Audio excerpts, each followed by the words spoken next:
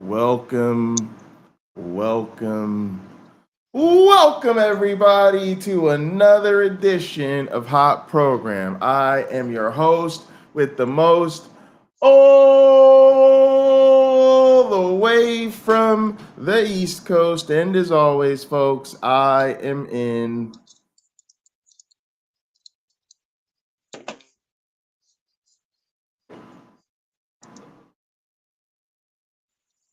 airplane mode. And now a man who thinks Jesus developed a wide following because so many people wanted a God who was more down to earth. A man who needs no introduction. Now, Hey, I Pop think that Locker.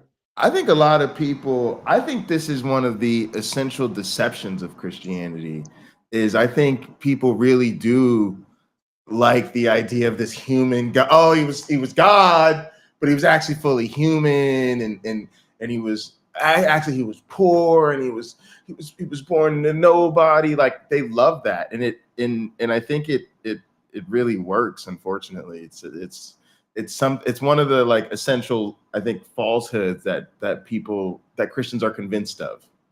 That they Well, have this down to earth God. I think that's one of the reasons he worked so well. Like, look, this guy is from the old neighborhood, that sort of thing. And he had it great. He had all this wealth and heaven and power and all that stuff, and gave He's it up to free. come down here and spare us from eternal suffering because his dad is just that way to where he has to have people suffer eternity because he can't stand to be near them. Nobody's perfect. Read the Old Testament, you'll see. Other All than right. Melchizedek, there's not a perfect person in there.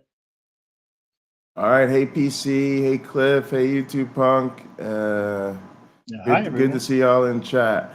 All right, so today we're gonna be talking about how being a cop broke my brain. And so this is a guy who was a police officer, I guess is no longer a police officer, and is now a policing abolitionist. So something popped up on my feed. It should be interesting, but I'm also thinking it should be um, insightful in terms of some of the aspects of policing and police training that we don't often get insights to as Hmm. lay people. Yeah, I have some friends in law enforcement and neighbors in law enforcement, and to have them tell me stories about the things they've seen and gone through, it's astonishing, and sort of how they view the departments themselves and certain people within the department and how they interact with like the district attorney, to where like in LA the district attorney is not on their side. They wish they had more support from the local district attorneys, but they just don't have what they need. And I'm talking about the guys and gals, police officers that are doing their jobs, the way we would want them to, actually protecting us Well, I don't from know. the Well, I real guess we're ills gonna of we're gonna society. hear from him, but I don't. I think this guy's gonna say that's not a thing. I think this is a hotly Well, contested issue in the community. You've got a lot of look, ACAB in the chat, right? well, but I just want the people that write that ACAB stuff. That's unnecessary. I think that's unfair. I've had a life where I've had a lot of help from police officers, be it this reason or that reason. They've come to my aid or just unexpectedly helped me out with something like a photo shoot. By blocking traffic, or hey, I'm trying to shoot this race on the Ravenel Bridge in South Carolina. I don't have a press credential. And yet they're like, you go out there anyway. You go right ahead and you go ahead and get your shots the way you want to.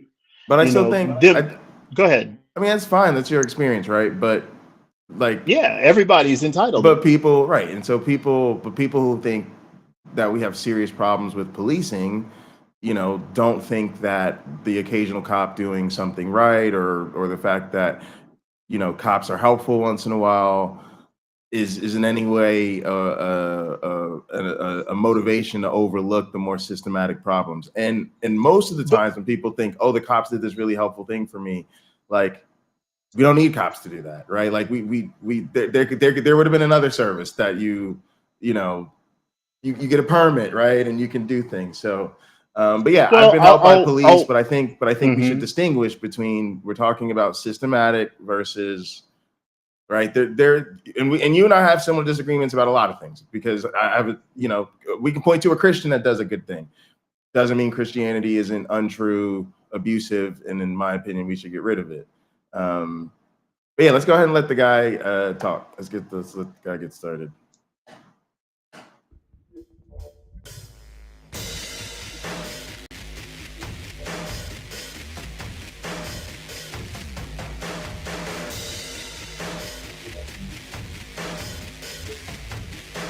And yeah, I agree. Like, so like YouTube punk DAs rarely hold cops accountable. I mean, I guess if some cop told me, oh, we don't get the support we need from the district attorney's office, I'm not gonna have any sympathy for that, because again, in most places the system is so biased towards the cops, it's insane.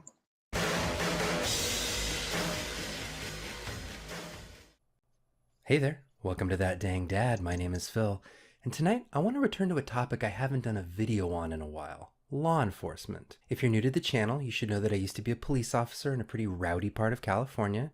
In the years since then, though, I've become a police and prison abolitionist, meaning I believe that the entire concept of police forces and prisons is not reformable, and it must be replaced with something that's more compassionate, more just, more committed to dignity and meeting human needs. I'll put a link in the description below if you want to see me do a deeper dive on that topic. I think this guy's like, there's something going on here that's like weird, and I don't know if it's like I don't know. I don't know if it's like right, but there's something very put on about his demeanor and speech and like speaking style. Like, he kind of reminds me, he looks like a kind of like a disheveled, like a disheveled brother of the pastor I used to work for. But then he's got that, like, I don't know, that like algorithm friendly presentation style, like when you're trying to do the YouTuber thing and we're gonna have a calm conversation. It just hits me weird. So I've just got to try to I got to try to look past that. I'm listening to him. I'm excited to hear what he has to say. just something a little off about his Tonight, style. though, All right, so inside the academic tag. Go ahead. So I wish you could go back and screenshot that look on his face, because in 1 month from now, I should have already have had a couple of days with my daughter, and we'll see if my eyes Yeah, are if your open eyes look like that. Like, it is, right? It's okay, like the blink twice if you need help facial I'm expression. I'm awake, and I don't. It's okay. I don't know how long it's gonna last, because the baby's gonna need something any second, and I gotta rush to her. So his look reminds me of what I expect my look on my face will be in a month, when the little girl is crying or needs a very horrible diaper change or something like that. And by the way, for those like Sumami and Crystal, I've never changed a poopy diaper on a baby. I've changed like 3 diapers in my life. So here comes reality, and it's coming fast. Yep. I don't suspect it'll be like rodeo, where I'm just gonna try to get this diaper changed in another 9 seconds, or 8 seconds or whatever. I don't think that's gonna happen. I think it'll probably take me somewhere around 15-20 minutes to change 1 diaper, and that is assisted with like a phone call or calling one of my many super wonderful neighbors over, saying, look, I'm on my own here. I sent my wife off with some neighbors to have fun and get a break, and now I'm dealing with a substance that NASA probably wants to study for its adhesive properties, so we'll see. Yep. And the philosophy and all that nerd shit. And I want to get personal about how my time in law enforcement really fucked my brain up. Tonight we're going to be talking about state violence and some of the nasty stuff that cops see in the line of duty, so if you're not in the mood for blood and content guts warning. and man's inhumanity to man, you might want to skip this one tonight. Anyway, there's nothing cops love more than captivating an audience with a war story, so I'll start with one of mine. So there I was, Saturday night, M4 rifle in hand, monitoring the perimeter of a housing complex in the middle of a neighborhood. Our gang unit had been tracking an armed and dangerous gangster wanted for murder, and they'd seen him enter the middle property of a triplex where his family was hiding him. We quietly evacuated the two end properties. We prepared to make a dynamic entry, as they say. You know, this is the police, come out with your hands up, no answer, in go the flashbangs, and go the tear gas. After a moment, the gang unit radioed that the gangster had climbed up into the attic of the triplex, which was accessible to the two end units. I was tasked with standing in the doorway of the south unit in case he tried to sneak out that way. I was reminded that he was armed, dangerous, and had already killed. So there I stood as the gang unit began to throw more and more tear gas up into the attic, waiting to see if this guy was going to drop down right in front of me. And I did what I'd been trained to do. I visualized shooting him in the chest until he stopped moving. Over and over and over and over again. I pictured him crashing through the ceiling. I pictured him sneaking around a corner. I pictured him running at me. I pictured him shooting at me. I pictured him wounding me. And every time I pictured firing until the threat had been eliminated. I have no idea how many times I annihilated this guy in my mind palace. 40, 50 times. And it's not because I hated this guy or really wanted to score my first kill on the job. It was because I wasn't quite sure I could actually do it. I was taking a page out of Dave Grossman's training, and I was psyching myself up and convincing myself that yes, I could kill someone if I had to. After all, he was armed, he was dangerous, and he'd already killed before. Yeah, so you can see like the militarization that I think people often don't really think about, that this is a really unhealthy, toxic, and very, very dangerous dynamic to have in a community. And also the invasiveness, the fact that, let's be real, over-policing is a problem, but it's primarily a problem in communities of color. And it's primarily a problem in communities of color who are dealing with predominantly white forces who don't live there. So literally, what he is describing as, you know, there was a bad guy, we had to go get him. I feel like when he's telling the story, and I'm sure if I talked to the neighbors, a lot of that stuff, they were more alarmed about the gang unit being there. Now you're smoking out places and tear gassing places. Y'all are showing up with automatic rifles, fully suited out in military apparel. Like, it's just a scene that doesn't need to be there. And notice how when you go into largely white communities, you don't see this intensity of policing. I was talking the other day about how I went to a Catholic school in a small little Italian village called Roseto, Pennsylvania. And the police department was a 2-car garage. And every time we would drive past it, my mother would laugh. Really what that was my first experience in understanding the dynamic of over-policing is really something that happens in communities of color, in urban communities, and places where people from different cultures are largely mixed, so what we would call otherwise metropolitan areas. Mm-hmm. When you get into ritzy places, suburban places, yada, yada, yada, all of a sudden there's no intensity of policing. So largely speaking, people in those type of communities don't understand what it's like to feel that the police are an invading force in your community because you've never experienced it. You've never experienced the escalation involved in fighting crime being worse than the crime itself.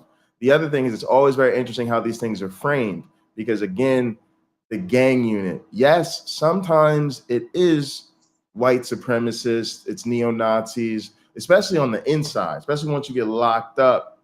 Boom, of course, they're in the gang unit and stuff like that. But notice a lot of time that gang stuff is coded people of color and justifies escalation in a certain military-like response, when it's white folks that are in the different neighborhoods and they're heavily involved in gang, even when they're involved in murder. It's organized crime, it's the mob, and it gets handled very much with the white glove side of doing these things. They don't send in the gang unit with the AK-47s and all of this stuff. So it's just very interesting how even like the setup reveals a lot of the issues with policing. And yeah, like, and I think for a lot of people, they just want a person to say, oh yeah, I was outside a housing project. You were in the hood. And we were there for there was gangs involved. And we were told the person was armed and dangerous, right? And now all of a sudden, all of this stuff is justified. Yeah, this is my take on that. Have you ever been at gunpoint by police officers' pocket locker? Yes. How many times? How many incidents? Like, yeah, probably like 2 different incidents, but probably half a dozen guns or more total. Okay, I've been held at gunpoint. I've been surrounded by police. Yeah, I've been held at guns pointed at me. I've been held. Yeah, I've been held at gunpoint probably 4 times in LA. Never happened in Fort Wayne. I lived in Indiana for like the first 22 years of my life. Never happened a single time. Moved here and I'm like, holy crap, it's just like those rap songs. Yeah. So yeah, and Yeah. I'll share 2 of those before we finish the program here, because I think both have very valuable lessons to learn. One, well, you could compare the 2. When I give you the 2, you can see that how the police handled themselves in both situations, and clearly the difference in training. There's an abundant difference in training between the 2 incidents that I'll share. Yeah, and by the way, I don't think they should have guns. I think guns are special weapons and tactics. There's plenty of police forces throughout the world where regular cops don't have guns.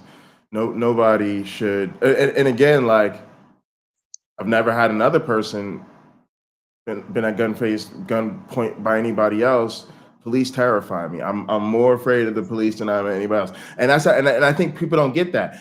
So maybe that guy was accused of murder. Maybe he had killed somebody in some sort of turf war, drug deal, whatever. But most people don't feel like they're under constant threat of violence from gangs. This is like a myth most people feel. Yes, every once in a, like, I've worked at a church and had a young person die catching a stray bullet in a gunfight between gangs. We're not saying that gang violence doesn't come with problems, but for the most part, those people's lives were not being disrupted by this gang member. They were severely disrupted when these cops decided to turn this into Baghdad.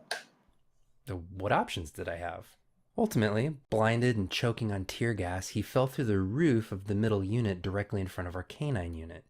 Did you know dogs are not incapacitated by tear gas? The gangster and I both learned this right about the same time, and it was a bad night for him. After all that, I put my gear back in my cop car, took a quick drink of water, and resumed my shift. Off to go break up loud parties, referee marital disputes, and chase away teens on a would-be beer run. All that violent energy I'd been working with, all that visualization of hurting and killing people, gone. On to the next call. I tell you this story because it's emblematic of much of my law enforcement career. When I first started out, I was criticized for being meek, timid, too slow to show dominance out in the field. I was taught that showing that kind of weakness on calls would make me a target for attack. I was shown hundreds of videos of cops being killed on routine calls for service by assailants who didn't really look like killers. YouTube Punk, I want to check out that video, that Dark Matter 25. Yeah, it looks good. I definitely want to check it out. So yeah, this is part I think is super interesting when he gets into this training, and you realize that we call it propaganda, is not just something that the public is, you know, inundated with, but something that the police themselves are inundated with. And I did have the opportunity to sit on, you know, I've worked with police, I've worked in the prosecutor's office, I've sat on the steering committee for the police department in Newark, New Jersey. It was very serious stuff for the city and for the particular ward that I lived in. And this was one of the issues that was most pressing to the community was, yes, the idea of people policing in our community who don't live here, don't know us. There was a lot of emphasis put on teachable moments. There's a lot of times when, like you said, you're chasing kids off from a would-be liquor run or refereeing, you know, let's cut minor domestic dispute or whatever. Let's assume there's no, you know, physical assaulting or whatever involved. There's a lot of times when the police could teach, they could make people safe, they could do a lot of things without necessarily criminalizing or you know, doing things that are going to cost people down the line. But a big part of it was this fear, was the fact that the police are really taught to fear people in the communities they're policing. And then from that, a lot of their tactics and their training and all that stuff is about protecting them. So you've been brainwashed into believing that although you should be protecting and serving this community, really this community is a danger to you. And so then you go inserting yourselves in situations where you don't feel safe. And now you're the one with the weapon, the legal authority and all this type of stuff. And so this creates a very combustible situation. And so I'm kind of happy that he's getting into the training, but you can hear from some of this stuff like, yeah, this is definitely gonna make you afraid. This is telling you have a very scary job, and you never know, that little old lady you're helping cross the street, grandma might be packing, and she may just be here to take out a cop today. And we're not going to get good policing if that's how you're trained. Their egos are so fragile. Yep. See, I wonder if he'll get into that too. Again, that's not everybody. It's not everybody, but it's enough of them that it's a problem. And the fact, and to be honest, I think it's a big problem. I think it's even a bigger problem that people have to keep telling us it's not everybody. Because it's not a good faith argument. That's not a good faith argument. Let's be clear. It's not a good faith argument. There can't be a systematic problem that requires everybody to be bad. They've all got to be corrupt. No, when something is when it's enough of you that people keep having to remind us that they're not all bad, that says a lot. So I'm going based off the people I know that are law enforcement officers. Okay, but I don't think you should do that. I think that's bad. Come on, we're counter apologists. Why are we going off anecdotes instead of data? Because they have experience. This isn't Mike Lycona telling me some lady he knows had a garbage can lid fly across. I'm not the kitchen. talking about Mike Lycona. I'm talking about criminologists. Go read a book by a criminologist. Like, study crime, study policing. And again, I'm going off of what was shared with me by people I know. I don't believe them though. I'm not going to buy that, and I don't. But I don't need you to believe them. I'm just trying to share what I was told.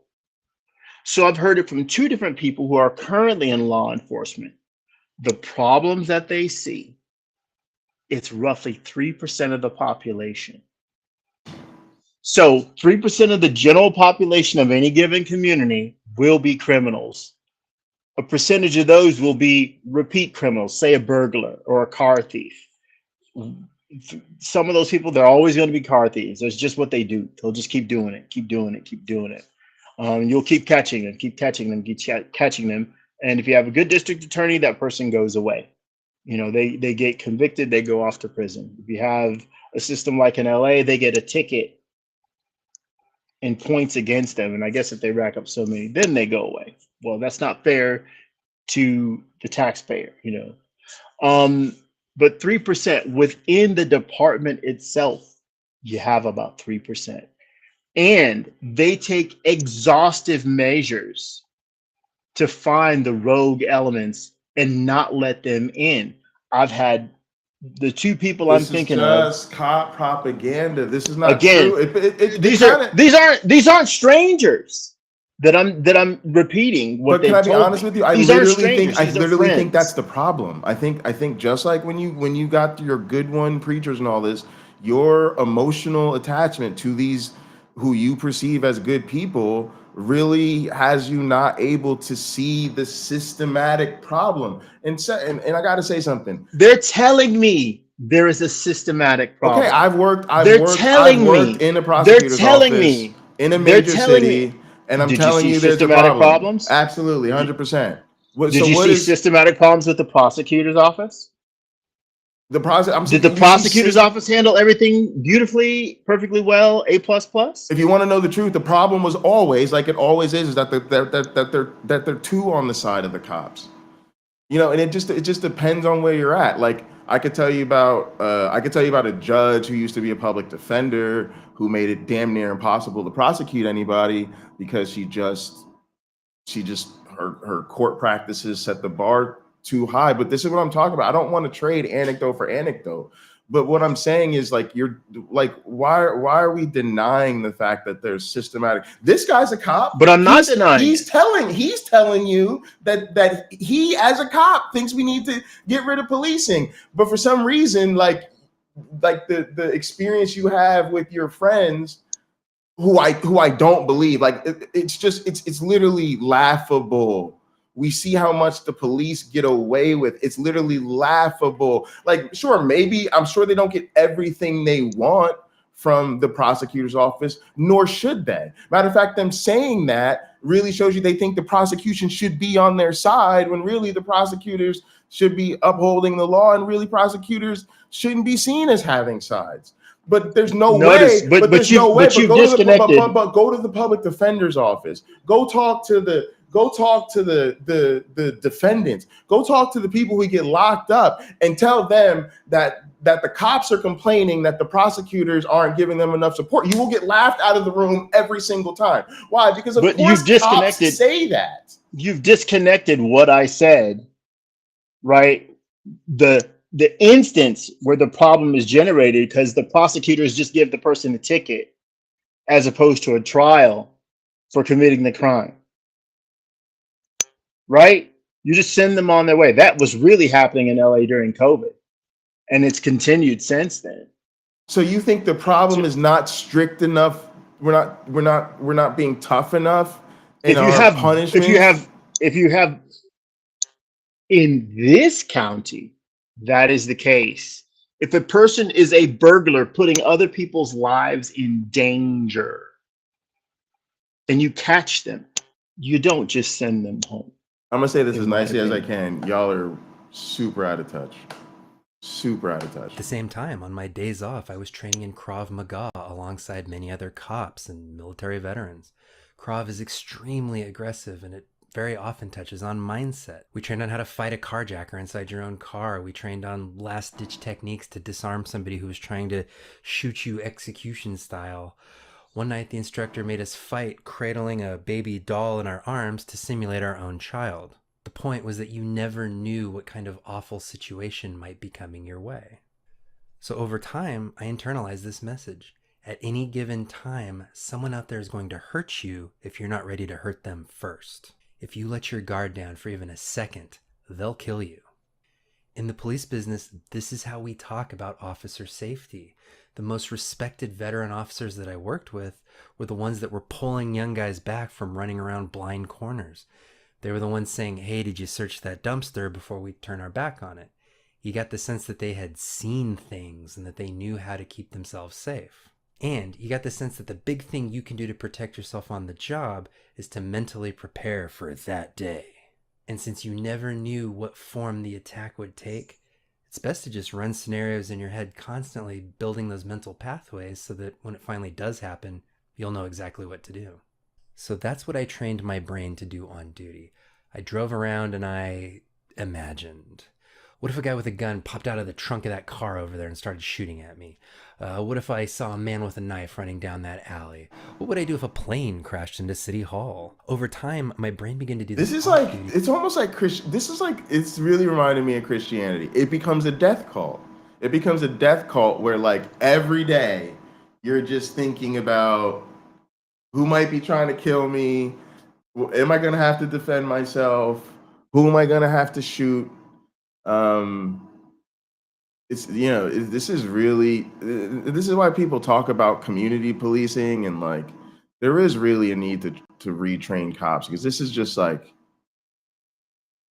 I don't know, at some point this level of paranoia is far beyond preparedness and readiness for the job, and it becomes like a psychotic delusion. Like it becomes like a thing you need treatment for. It becomes a thing like So I got. I think the good point of saying that this guy is kind of facing a psychotic delusion, I think that's a real solid point. What we don't have is the testimony of 50 guys saying this. We have this guy saying this. Now, in marketing, you learn if you got one, you got thousands. That's just a fact. The rest don't speak up, or very few of the others will speak up. So it would be interesting to know how the mindset of maybe guys even older than this, with 30 years experience, 20 years experience, are looking at their daily routine in their police cruisers as they drive around. I'm not seeing the comments. I know they're flashing on the screen kind of fast, but I haven't. The last one I read was Crystal's. Oh, I don't know. I find like looking at them on another tab or my phone's usually the best way to see all of them. Okay. Because I don't know. You should see them in Restream. As Well, I again, I'm doing Restream on my phone, so the screen's tiny. I don't It's know if, like okay. it's not a sizable screen. So sit in restaurants with my back to the front door so that I could monitor everybody coming in. I walked through mall parking lots with my head on a swivel. I stared down people who looked out of place just so they'd known that I'd seen them. Okay. Now here's another thing that I kind of like what mine. Yes, that's what we're saying about cops. Something I think people don't realize is there's the counter to this. My entire life, especially, really my entire life, but especially once you become old enough to drive, especially as a black man in this country, I have the counter training to that guy. Every single day you leave your house, your parents are worried about your blackness costing you your life. Every time you get pulled over by a cop, you seize up in terror because you don't know how it's going to go. The police are a constant and ever-present threat to me because, again, like I'm constantly I see very little protect and serve, and I see lots of police brutality. I know that there's, that the justice system is inherently racist from top to bottom. Again, even as a person who's worked in the system, it doesn't matter because it doesn't matter what you do 9 to 5. You step out of that office, you're still a black man in America. So it's almost like nobody cares. Like even people who do conceptually understand the realities of police brutality or the realities of over policing, or they've read the new Jim Crow about the justice system, they really overlook or don't have an appreciation for the psychological terror and the trauma that causes entire communities. Constantly in a state of vigilance. Not concern, just vigilance. My Krav instructor used the color code system to talk about emotional states, white, yellow, orange, red, black. And he used to say that you should never leave the house without being at least code yellow, that you should never be totally relaxed in public. And I never was. And to this day, I never am.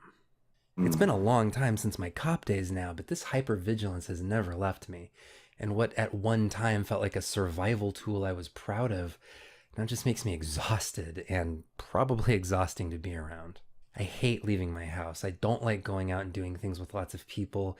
If it's too loud and crowded somewhere, I don't feel like I'm in control. I don't feel safe.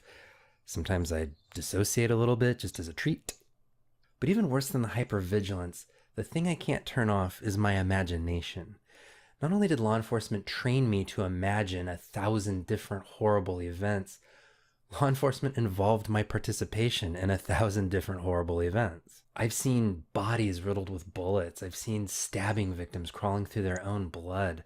I've seen car accidents render the driver unrecognizable. And I've seen children horrifically abused and even killed. So even now, long after my cop days, my brain will conjure up unbidden hey, what if this happened? Hey, what if a home invader breaks in and takes you hostage? What if your partner drives off a bridge? What if there's a mass shooting at this theater?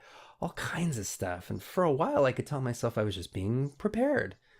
Mass shootings happen all the time in the United States. Why shouldn't I mentally prepare? I wrote this line after the Buffalo shooting and before the Uvalde shooting. It wasn't until my daughter was born that I started to realize that maybe actually what I was doing wasn't normal. All new parents experience and again, like it does remind me so much of Christianity, where it's so much about death and focusing on death. And you could just be in the middle of any conversation, just in the middle of lunch at the Christian, but it's all about where are you going to go after you die? What are you going to do about that? It's insane. And then it's also like the preppers, right? Like the doomsday people. You go to your mom's house and she's got like the bottled water stacked to the ceiling, and canned goods and 3 extra freezers, and we really do have whole subcultures in our society that spend all of their time thinking about the worst situation. And I do think that has an effect on all of us. There's just some of that you can't help but have rub off on you when you're surrounded by people like this. I'm reminded of a term that I heard on, what was that podcast? They're in Redwood City, California. It's a Buddhist podcast. And the guy, Gil Fronsdal, talked about papancha. And that's this constantly making up scenarios in your mind instead of just letting life play out in front of you and being a part of your real life as it occurs. The stopping and making up scenarios, is it going to go this way and this way and this way, and allowing that to build up anxiety within you. As I couldn't remember the word right away, so I started Googling making up scenarios in your head. And one of the things that popped up, as you know, Google will complete your sentence for you, thinking it knows what you mean, is mental illness. Yeah, absolutely. From tales from a friend of mine. It's funny, I keep pointing towards his house because he lives like that way from me.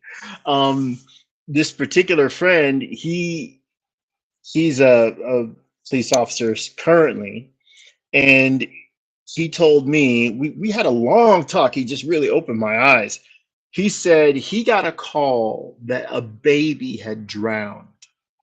He was the closest officer to this home. So he goes there and he's trying to revive this baby, and he can't do it. So he goes back to the police station, and if I'm remembering the story right, he had to file a report. And instead of allowing him to talk to some psychological counselor, they sent him right back out. This guy talks about seeing drivers rendered unrecognizable. I bet they sent him right back out. Again, and all the things he talked about, you got debriefed. This is a bigger thing. Yep. Go get him, Tiger. Yep. Back here tomorrow. So that's kind of interesting. That now, and these are complex issues, but not only do they need radical reform, they need to reform their work practices and the way they're shifting. Because what happens like that is you need to have staffing and stuff set up to the point where people like that could take time off, paid time off, and then have other people step up and take their shifts. But this is why over policing is such a problem, because not a lot of people want to be cops given the current cultural significance of what's going on with policing. And so part of it is I'm sure the defense they have for these practices is that they're understaffed, but they're understaffed in large part because their own inhumane and horrific practices have damaged their reputation. It's largely a self-inflicted wound.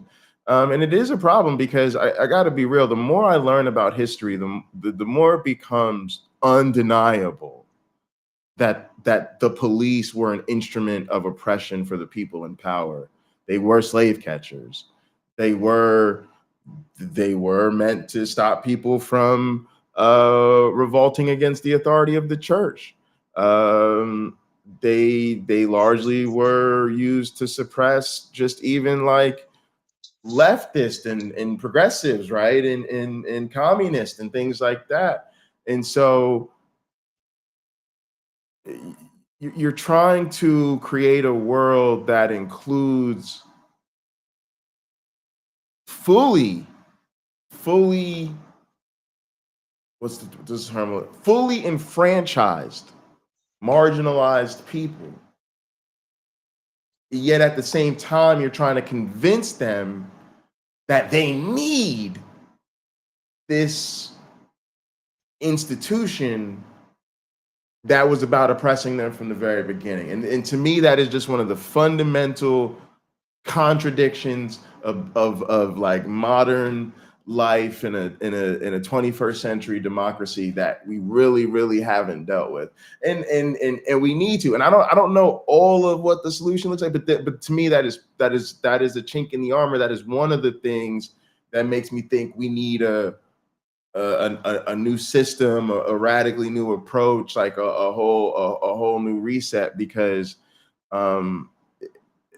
it's just very hard for some. It's very hard for those of us who knew that they were always here to keep their foot on our throat, that somehow we're gonna make it something else. So it's tough. It's tough, and I don't feel sympathy for these people. I don't feel sympathy. Y'all were slave catchers.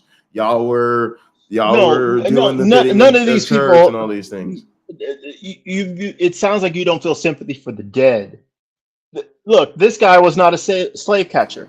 No, I don't never a slave catcher. No, what I'm saying is I don't feel sympathy towards the institution and people's reputation of the institution. But yes, when you're a cop, because even now, like Sonia Massey, like that dude was dishonorably charged from the military and bounced around whatever it was, 4 departments in 6 years or whatever. So they don't give a fuck. Y'all, they're not serious enough to be real about it. So no, I don't feel sympathy when people say things like all cops are bastards. Do I think they literally mean 100% every single cop is a terrible person? Look, if you want to straw man people like that, that's cool, but I don't even think that's acting in good faith. I know what they're saying. We know what they're saying. Like you're signing up, and yes, like you're gonna be part of the problem. Yeah, you're gonna do some nice stuff, but the church is the same thing. I think priests can go fuck off because I think they're lying to people. So am I gonna say that there isn't some that are nice, that try to help people, that give a person struggling a sandwich or whatever? Yeah, you do nice things, but part of them doing nice things is part of how they keep their power. And so I don't praise them for it, because I know that that's part of how they manipulate the game. So I recognize that they do it, and I say like, oh, okay. But at the same time, I don't give them even credit for it, because most of us who do it, we just do it. We just think it's the right thing to do. They do it, and it's always a means to manipulate. It's always a means to positive PR. It's always a means to more power. So to me, it's like less credible. It's like, yeah, you gave a nice person a sandwich, but you gave him a sandwich and then you sat there and proselytized to him. You gave him a sandwich and say, yeah, I've got, I'd love to come have lunch with you once a week, but I need you to come to my church, or whatever the fuck it is. Whereas the rest of us just give him a fucking sandwich, or just say, hey, yeah, I could give you a sandwich, but it kind of sucks to like eat alone all the time. What do you say? I come by and have lunch with you once in a while. Just it'll benefit both of us. We can just have a new friend. You know, we just do it because, again, we think it's the right thing to do. But the people who do it as part of their manipulation always want more credit for doing it than the people who just do it because it's the right thing to do. So I get that the cops do great things. And again, I'm one of them people. I'm gonna call the cops. I don't know. We're just not there yet. I don't know what else to do, right? If somebody breaks in and I'm scared, I don't have a weapon or whatever like that. I can't imagine a situation where it'd be convenient for me to call the cops. But look, if something gets stolen, I call the cops. I told a story. My moped got stolen. I call the cops. Why? Because you can't even file an insurance claim if you don't call the police.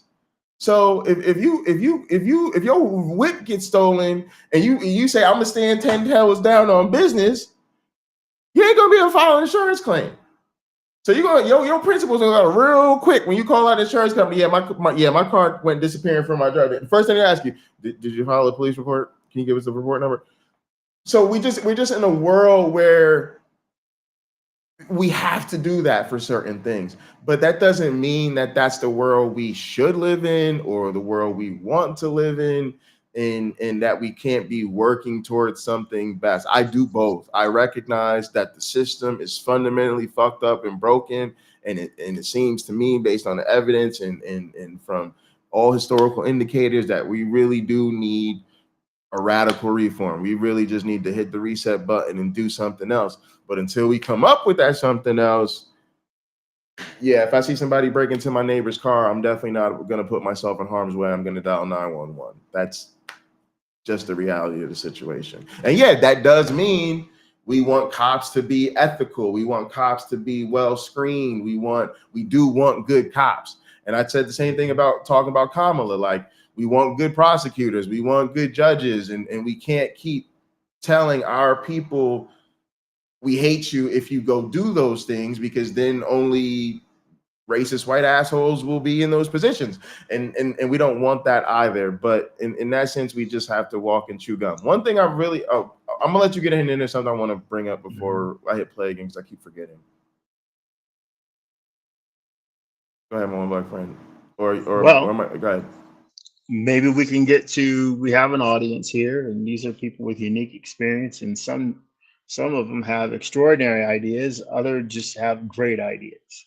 So maybe we can ask them when we come to that point, how would you change the system? What does a new system need in order to benefit the most people, work for the most people, be safe? I've often thought, I've said this on a hot program too, I've often thought that students, when in high school or middle school, you should be educated as to what the laws in your community are. Here's what the law is. Here's the penalty for that. Just so people have a mindset that, hey, I don't want to inadvertently do something wrong. And I sure don't want to do something wrong on purpose if the penalties, if it's harmful to myself or others. I think it's good to get people in that mindset. And to think you're going to pull somebody out of prison after, 15 years and try to convince them of that stuff, good luck. But if you get them while they're young, as they say, and teach them, hey, there's real value to all of us as a community adhering to these things and looking out for each other. There's real value there. Everybody's not going to accept that message. We got to go in knowing that. But what should the message be? It should be. I think that's the thing, is people don't listen. But a lot of the police abolitionists, they've been saying, first off, you probably don't evaporate policing. Okay. First, let's do a couple of things. One, y'all gotta stop acting like you can't evaporate policing. Again, I'm trying to put this gently, but when I went to Rosetta, when I was lived in that Italian community, there was a 2-car garage for a police department, meaning literally there was no police, y'all. There was no police presence. What I'm really getting at is, when y'all around just y'all, particularly white folks of means, when it's just y'all don't seem to need policing. But then when it comes to living together or living in cities or where we live, You're like, how could you have a community with more than 100 people and not have cops? You have to have cops. You have to have cops. You don't like seeing cops in your neighborhood, though? Let me come out to your neighborhood. Let me come out to your neighborhood where people is making 6 figures plus average household, where the average home is $500,000 or more. You know what you're not going to see a lot of? Cops. Once in a while, you're going to see one ride around neighborhood, you wave, and that's it. I moved into that neighborhood where those cops live. Are you moving to there? See? I literally live in that neighborhood. That's I live above a cop. I'm talking shit about the police, and my neighbor beneath me is a police officer. And he the one that got in trouble for smoking weed in here. He the one. I'm medical. He the one that got in trouble for smoking weed in here. But look, what I'm getting at, y'all, is stop tripping. Yes, bad things happen, but really we have to stop acting like we can't get along or we can't have a civilization without policing. It literally is possible. Just check yourself when you start acting like they're super necessary. But anyway, like a lot of the people who propose solutions, they basically proposed like, I don't know what the right word is, but it's like modularity, right? Compartmentalization. Right. So first off, you probably get away from a framing of policing. It's just got like a super bad history. You move to me towards like a frameness of like public safety or something like I would even consider public wellness. Right. And then it's super compartmentalized. Yes, there's probably a SWAT team that, there's a gunman on the loose. You get the SWAT team. Those are the people, this special weapon. And then they have the uber militarized training, and they've really gone through it, right? And so when it's necessary, they're there. But who's running up and down the street giving you parking tickets? It doesn't really need to be the police. It could just be the parking office, right? You just become a parking officer. So they're doing that, and a lot of traffic stuff. A lot of that's automated now. City in North, cop ain't gonna pull you over for running through a street light. Like you roll through a red light in the city, you're gonna see a flash go behind you. That's the camera, and you're gonna get an automatic ticket. It's gonna be like, yeah, you ran this light at this corner at this time, and here's the photographic evidence. You can send us your money or appeal if you think it's a problem. And so there's a lot of places where they just don't. And so if everything gets broken down, and so the big umbrella is, and then under public safety and public wellness, you could call it, hey, my neighbors are having a bit of a thing. Yeah, hey, hang on. I know one of them kind of has this thing and the other maybe that thing. So, we're going to send over people to help, right? So there's a lot of things we can do. And so I don't want to make it seem like it's all pie in the sky. There are real meaningful steps that we could be taking now to restructuring these departments and really creating a framework that's more helpful. And then what happens, y'all, is actually most of us get behind funding that. See, what was so disappointing about the last thing was we did Black Lives Matter. He got his shirt on. People talked about defund the police, yada, yada, yada. And then people acted like, oh my God, you can't defund the police. And then the police got more money.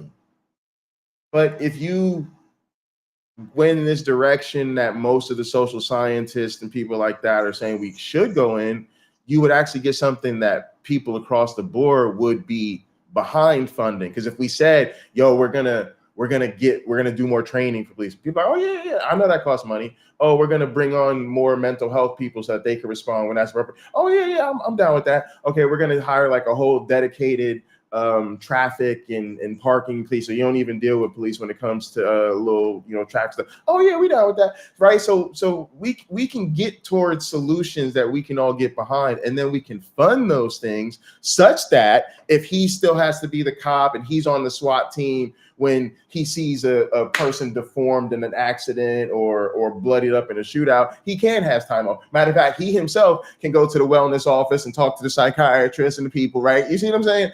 Like that day. Yeah, like that regardless day. of his shift. Right, and then he gets time off. Yeah, for sure. Now, here's the thing I really wanted to get into that YouTube punk brought up. And yeah, I'm telling you, I use so many streaming softwares. I'm making up features, but they should really have a feature when I click on somebody's name. I should be able to like filter the chat based on like certain users and then only see like what that one particular, right? Because sometimes people's streamers, y'all know what I'm talking about. Sometimes in chat, like people's messages, there's like a bunch of people who messages get between what somebody's trying to say, or you lose sight of like what like one chatter was saying. So you should just filter based on chatter, right? And then you could just catch up on that person's comments. How, man, I'm making these people money. Filter like Microsoft Excel. Yeah, exactly. So but anyway, so YouTube Punk was saying that where he lives, it takes more training to get become certified to do people's hair than it does to become a police officer.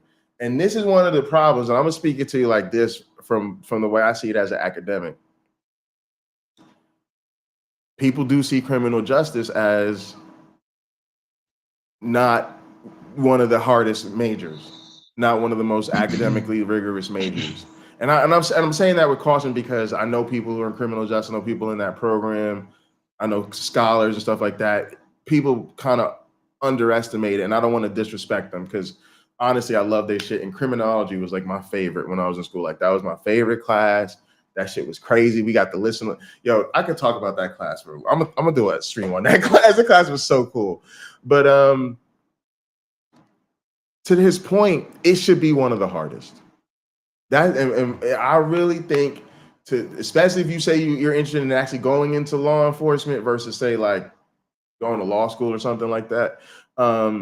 Like it should be one of the hardest majors because you should not only have to know about law enforcement, you should have to learn about all the history. You should have to basically be like a nursing student or something like that because you're going to be involved in emergency situations. You need to know biology. You need to know anatomy. You need to know anatomy and physiology, like all this type of stuff. If it was considered one of the hardest majors instead of one of the easiest majors, that would get rid of a lot of these problems. And then not only that, that should doubly count once it becomes real and you're actually going for the training you need to actually become a cop. I'm just talking about getting a major. I'm talking about just getting a degree. First of all, that should be a thing. Like I'm done messing around with uneducated cops. Sorry, but you know I got how many degrees I had to have to teach at a university. You walk around a goddamn university with a gun. Sorry, bro. You at least need a bachelor's. So because that's we need that so we could get this stuff into them. And then when you go to the actual police academy, oh my goodness, police academy should be like in med school. Like it should be really, really hard because you should really be about that life. You should really have to want to serve, and you should want to know those things. To the little bit that you're going to deal with those things, you should want to know about mental health and how to de-escalate situations. You should want to know about how to render aid and understand how the human body works in case you find yourself in an emergency situation. You should want to know all about social skills and stuff like that so you could be an effective colleague and an effective investigator and communicator and all of this type of shit. You should have to spend tons of time in a community. You should have to know who's who, what's what, how the community is organized, what type of people live here, what their traditions and all that type of shit. Because if you don't know that, you fucking shit up. You fucking shit up.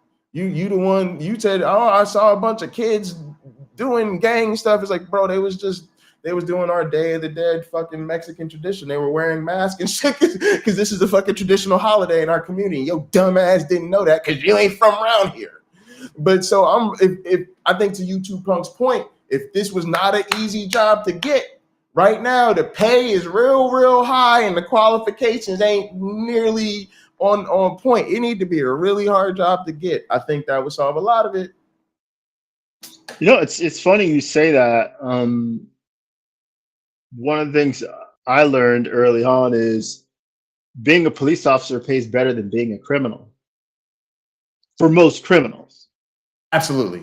So you're better off instead of being a drug dealer, selling weed, you know, and having to live at your grandma's house or your mom's house.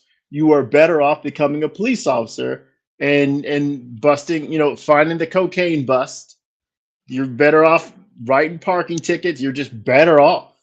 It's not the way. Look, YouTube Punk, y'all don't understand. Yeah, YouTube Punk is like one of the anchors of this community, especially behind the scenes. But what is YouTube Punk's career? I don't know YouTube Punk. I don't know. I don't even know if YouTube Punk has a career. I think YouTube Punk is a wizard. Something to do? Wizard's a job. But nah, YouTube Punk we found some information on an officer that arrested some people in our community. And this stuff is public, and you can see their compensation. And I'm telling you, yeah, you can. In California, you can. Yeah, you should see what the top guys are making. It's in the millions. It's in the millions. But even like a state trooper or something like that, or the red, like they make. It's a lot of compensation. I'm gonna say this, y'all. If you don't know what these cops is making, be forewarned. It might hurt your feelings. I remember I was in Beverly Hills. I went to a car dealership in Beverly Hills. I think I was there to look at a Lamborghini or something like that, like a Gallardo. That's what I went there, a Gallardo. And they also had like a couple of Aston Martins in there. And I saw these two police officers. And like, this is before I had any concept of what they make. Now, this is Los Angeles. The guy could have inherited a house from someone, didn't need it, sold it off, and just had all this extra disposable income. It's just that way. It's that kind of county. Well, I remember seeing them there, like, what is he looking at? And he's looking at this beautiful, this is in the late 90s, this gorgeous Aston Martin. And I'm going, can he afford that? Because I darn sure couldn't afford the Lamborghini I came to see. Right. You just hanging, he purchasing. Oh, if I sold my house, I could have a Lamborghini and an ex-wife. So I'm not interested. I'm not interested in the combo. So I just have to, I'm lucky I have my truck. By the way, I'll send you pictures, pocket locker. But yeah, I wondered, how do you do this? And then someone said cops make a lot of money. I'm like, they do? Yeah. When I looked into it, I'm like, okay, I could double what I make if I became a police officer. Not the first year, not the second year, but within 6 years, I could double what I make. And if I stay on, it's more than that. Another good career, by the way, if anybody's looking, in many communities, being a firefighter is also an excellent career. I know somebody right now, I got a friend, he retired. His retirement package is like $130K a year. Retirement. Yeah, that's crazy. Retired. Yeah, no, that's so we're standing in his driveway and we're talking about whatever, about delivering the baby. And he, I know how much he's raking in. He doesn't have to lift a finger for the county anymore, other than keeping his yard pretty. That's it. Now firefighters, my hat goes off to. That's a tough job. That's a job I don't want. That's a job when it gets real, when them calls come. Oof. What if? Good job. I spent the first year and a half of my daughter's life in an almost daily battle with my own mind. It was a constant onslaught of the most horrible what-if scenarios you can possibly imagine. It's so bad I won't even describe them to you. Every night I had to fight my brain to go to sleep. Breathing exercises, meditations, rain sounds, sleep stories, melatonin, CBD, anything that would just shut the projector off. It's a minor miracle I didn't end up abusing alcohol very much during that time, because some nights a nice big glass of scotch was a really easy way to tell my brain to just shut the fuck up. I was looking into therapy at one point, and then COVID hit, and between that and budget stuff, I basically just gave up on that idea for the time being. After some research, I ended up buying a self-guided. It was the same thing. It was the same thing with the Palestine protest. Workbook, not that kind, the other kind. And doing exercises in that for a while, and believe it or not, that actually kind of helped. I don't know if it was just feeling like I had some kind of outlet to work on this stuff, or whether I just got less anxious over time as my daughter stayed healthy and happy. But I'm in a much better place than I was 2 years ago. I'll even give you one of my tricks in case you need it. When I catch my thoughts start to race down a bad path and I realize that I'm rehearsing for tragedy, I'll say to myself out loud, you don't need to rehearse right now. If this ever happens, you'll know what to do. And if the thought is really atrocious, sometimes I will say to myself out loud, this is a stupid fucking thing to obsess over. We're going to think about a different topic right now. Something about saying it out loud just makes for nice. Sometimes I will say to myself out loud, this is a stupid fucking thing to obsess over. We're going to think about a different topic right now. Did y'all hear that, transphobes?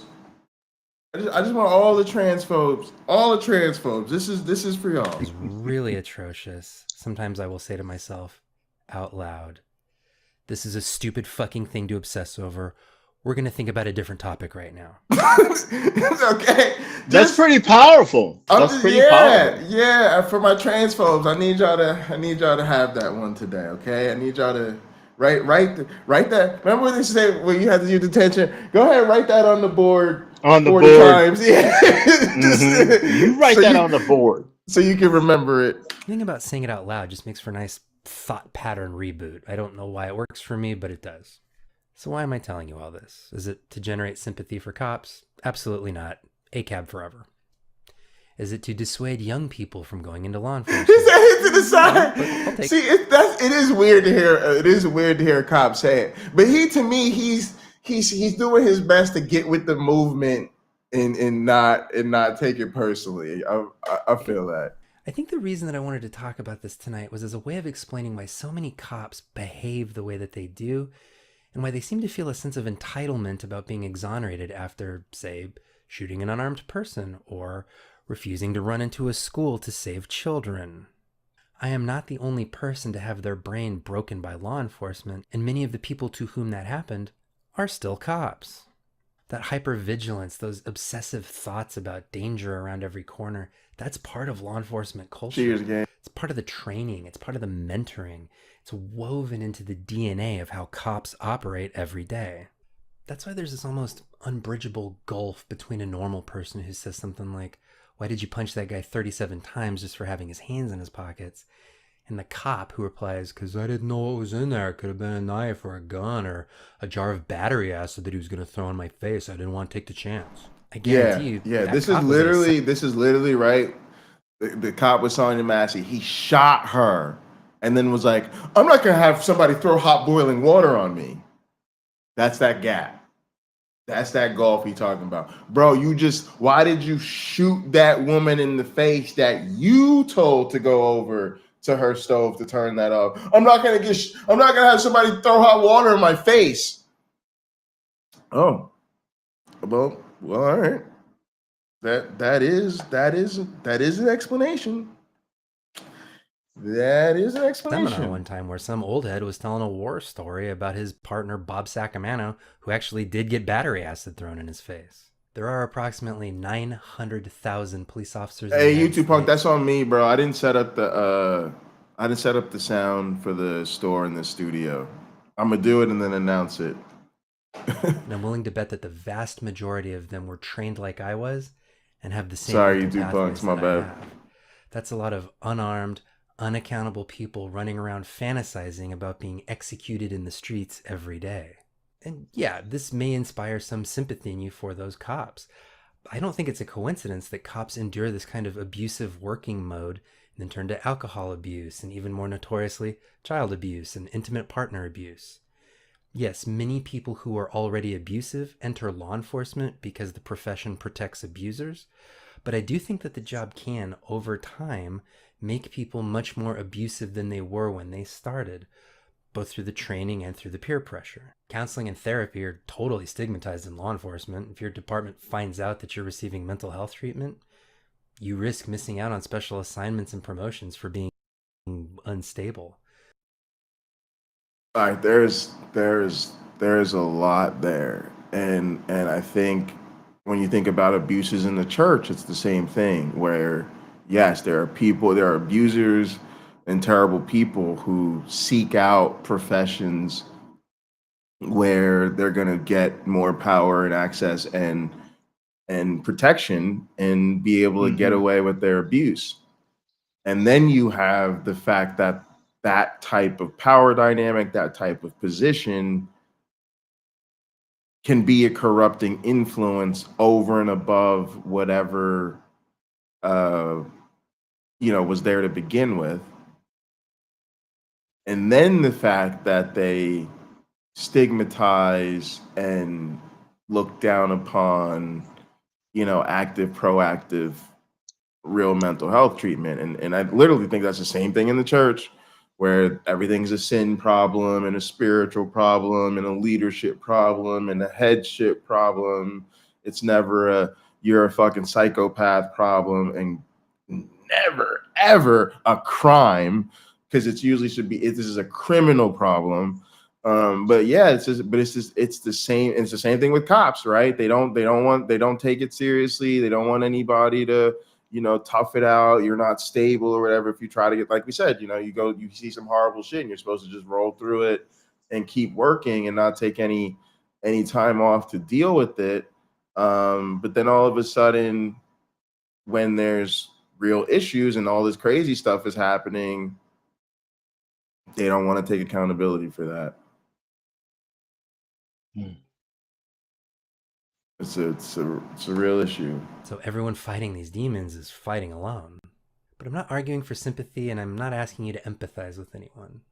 Instead, all of this is yet another reason why I am a police abolitionist and why I believe that the profession, as it exists today, cannot be reformed into something better and must instead be replaced. The hundreds of thousands of cops with these hyper-vigilant, alarmist thought patterns are not going to be receptive to being disarmed and trained not to kill.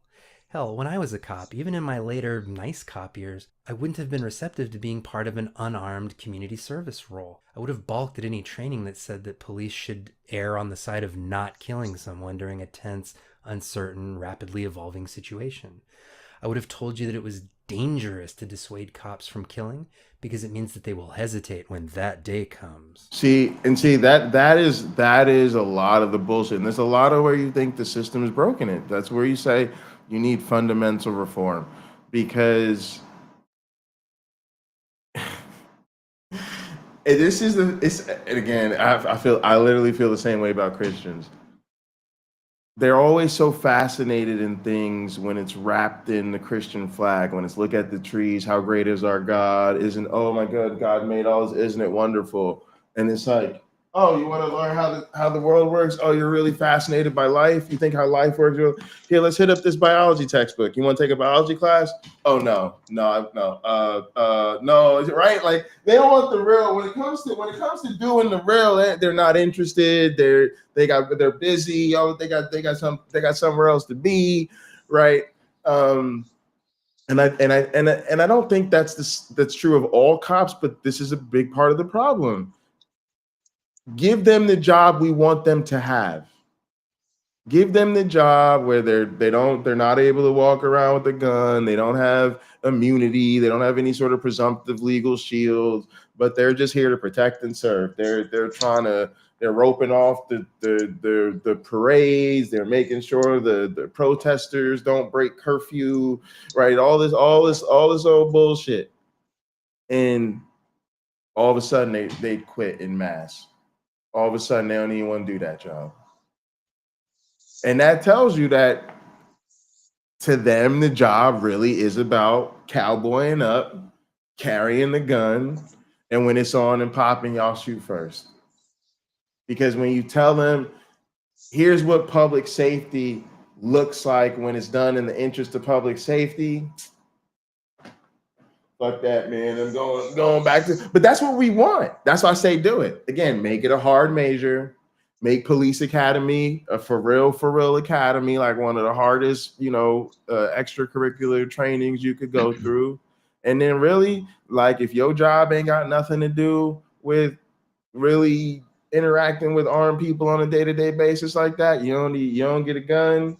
You don't get a weapon, you get maybe a little taser or something to protect yourself in the worst case scenario. And it is primarily a desk job and about walking around in these communities and knowing what's going on and keeping everything orderly and keeping everything safe. And all of a sudden, 80% of y'all don't want to do the job. Cool. That's the 80% of the people we don't want to be cops anyway. But it's very fascinating how you make it a job that's safe for us and all of a sudden they don't want to do it. Any training or policy that put civilian lives ahead of police officer lives would have been killed off by a massive mobilization of angry officers. Among the 900,000 cops out there, are there caring, compassionate officers who just want their community to be safe? Sure. Would some of them make amazing community care responders and conflict mediators and mental health crisis counselors? Absolutely. Exactly. These officers are that's your people, my one black friend. Don't worry, we got those jobs are my for people. Y'all. We got jobs for y'all. I would say, and again, I'm still thinking of moving. This might be something I would see if that's available in Houston. Like, you know what? I'll do that. Because I would say, look, if we're the first responders now, and we're trying to settle this all like adults without brutalizing each other, without the need for a physical self-defense, when our methods are exhausted and we just can't come up with a resolution, we thank the people for their time and we leave.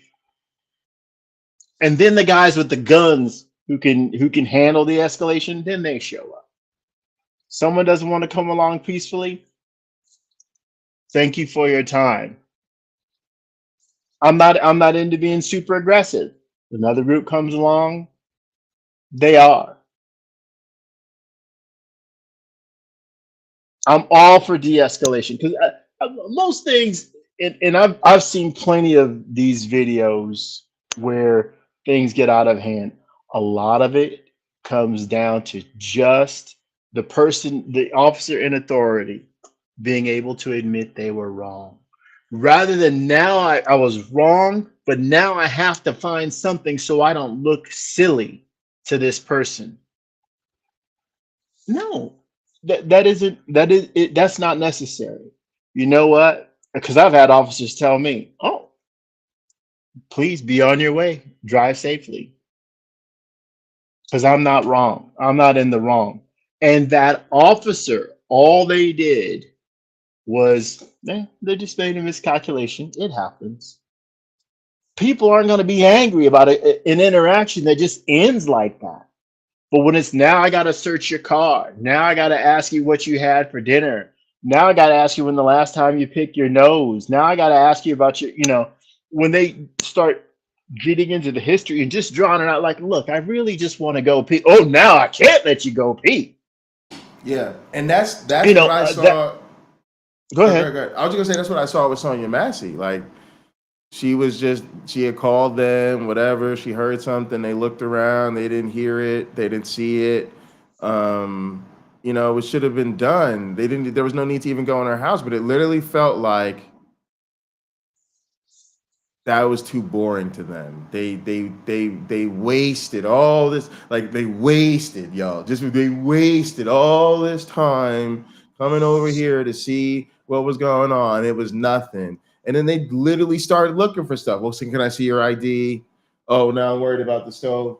Next thing you know, she's dead. And it's crazy. Like this is it's lethal that cops who literally the guys we want who just show up at your house, you say like, yo, something spooked me. I don't know what it was. Like something spooked me. Whether it's there or not, something spooked you. So you call the cops. That's probably the smart thing to do. But they come over and they want, oh, great, good news. There's nothing. Don't worry about it. Hey, yeah, if so you hear it again, give us a call, man. We'll see it next time. Right? That's what a service mentality looks like. Those cops they're bored. They don't want to do that. We'll keep someone in the neighborhood nearby. Yeah. And if it happens again, we'll have someone who's able to respond within minutes. No, they were disappointed. They were or seconds. They wanted some action, and there wasn't any on offer. My point being is that's one way to deal with the situation. A better way might be if it's like a single woman who's 96 pounds and has 2 children in her house, leave the cruiser right there in front of that house. Have another one show up. Then another one show up. So whoever is trying to bug this person realizes, you know what, they're willing to respond in a way that I couldn't possibly deal with all those people if the person's nefarious. I couldn't deal with all those police officers. I can't rebut such a show of force. Let me just be on my way. Whatever the solution is. If an officer's driving through a neighborhood and there's a bunch of kids playing and the ball goes into the street or the kids are already playing in the street, maybe the best thing that can happen is that officer stop their car, get out, and flag cars down coming the other way. Like, you slow down. And then get the kids out of the street. Cars goes by and the kids go right back into the street. Just so those kids grow up knowing they're looking out for us. And the same will happen. They will look out for the officer as well. maybe it's 1,000 little things like that that end up building the best possible communities. But the brutality that we do see certainly isn't a solution. The I've never been a soldier, right? I didn't sign up to be a Marine. I didn't want to hurt anybody. That's why I didn't do it. I had the recruiter come to my house though. But ultimately I didn't do it. There have to be people who will take up the mantle to look out for other people at personal risks. I have friends, one of my friends I went to college with, he went into criminal justice and became an officer after he graduated. He not only puts his life in danger to preserve the safety of others, there's a second component where he has to be willing to harm others, right? He can make that leap in his mind, whereas I couldn't. I don't want to hurt anybody for any reason. I don't want to swing my fist at anyone. That's just not me. My wife, she comes from a communist country. One of the things she's most excited about being an American is she can have a gun, because where she's from, she can't. So I talked to some of my police officer friends and sheriff department friends. Not a single one of them turned it down. When she's ready, we'll take her to the gun range. We'll train her how to properly use that firearm. And my friend who's he's a competitive shooter, I'll train her too. So I can take her around to all the other guys first and have them show her what to do. And then she can go see him so she can rise to a level, if she wants to, where she can compete. But there has to be those people who will go a step beyond where I'm willing to go, to look after the people in my family and community. I don't want to shoot someone. I'm probably not gonna. I'll sit there and listen as they tell her what to do. I'm probably not gonna pick up a gun and become as capable as she is. It's just unlikely. Yeah, I think people are weirdly obsessed with guns. Kind of a weird. I think our culture is just becoming. It's MAGA brain is one of the weird exports. MAGA brain. It was nice. It was nice when our country was exporting jazz, and you go around the world and you go to Spain and you're playing jazz. Like, oh yeah, oh we love this jazz from America, But like when people thinking that, like, we're going to America so I can fire. Like, look, we good, we safe. You're supposed to come to America because it's safe here. You're supposed to come to America because it's safe here and you don't need a gun. But I'm with it. I'm with her because that's where we're at. People are just obsessed with guns and like they love them and see them on TV. Homosexual. They're certainly not. I think part of it'd be interesting to see what the studies say on this, because surely there must be some. I think part of the attraction of gun ownership, because I'm into cars, I'm guilty of this, although I don't have a vehicle like this yet. I'm building one. My Firebird, when it's done, it's a 69 Firebird for those who want to know. It'll have about 600 horsepower roughly, because I'm building it to race in autocross competitions. I'm not building it to go get groceries.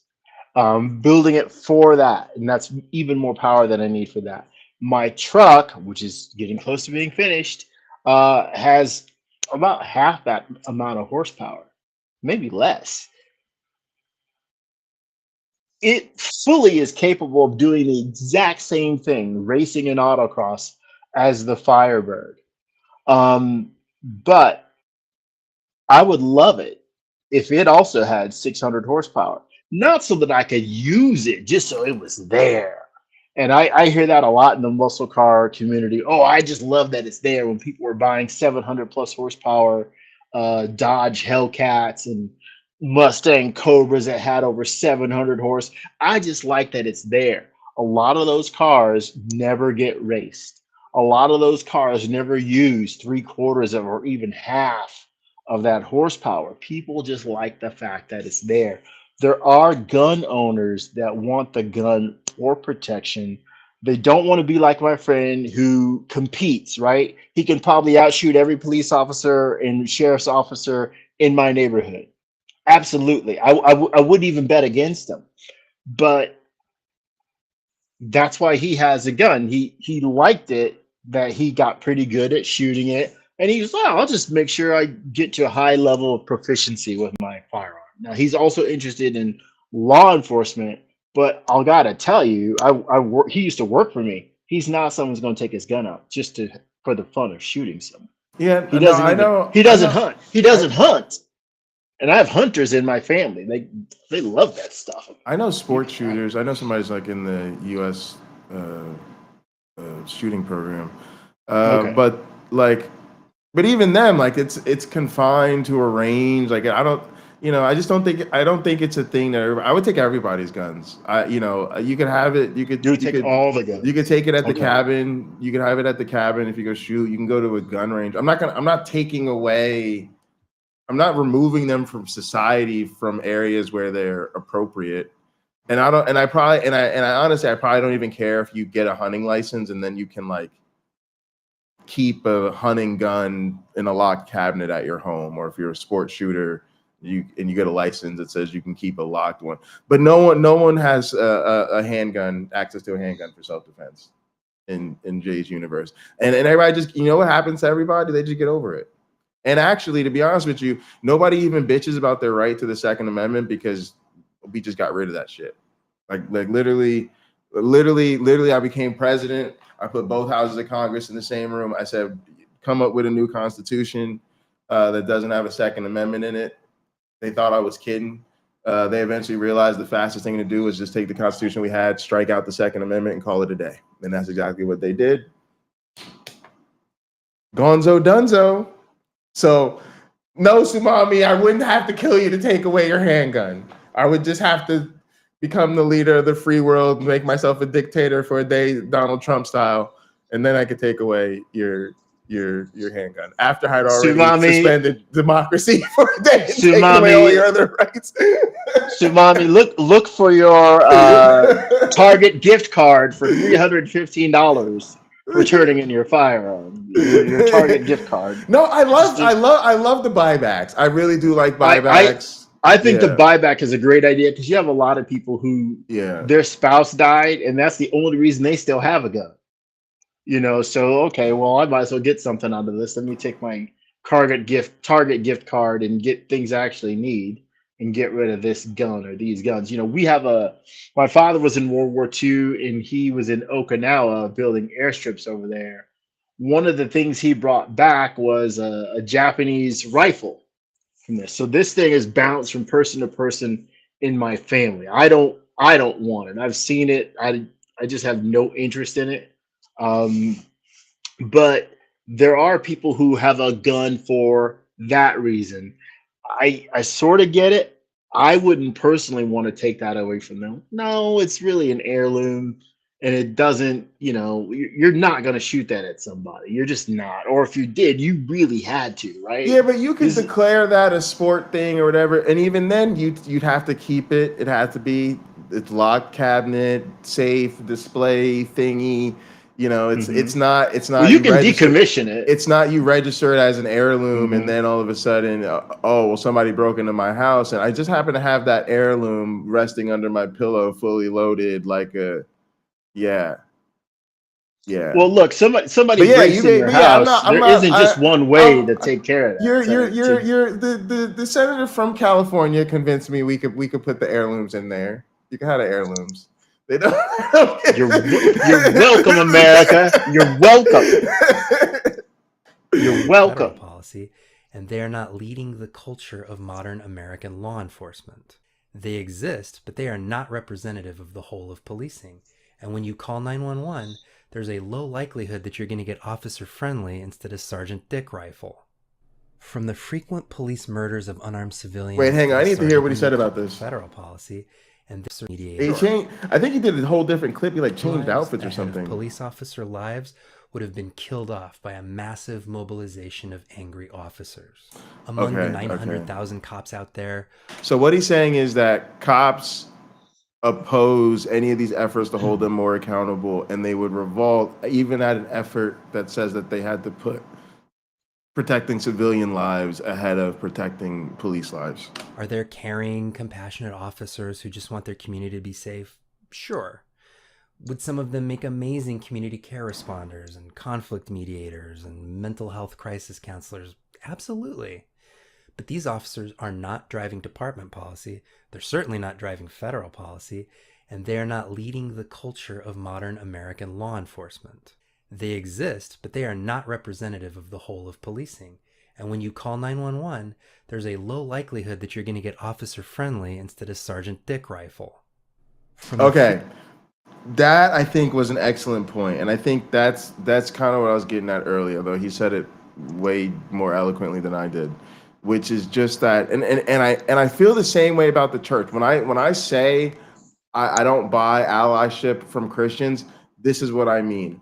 It's not that I don't believe there are. I know there are good people that sincerely love everybody and they just want their neighbor to be safe and happy because that's what it means to follow Jesus.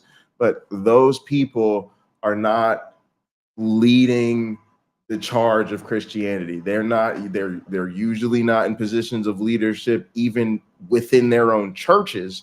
Nevertheless,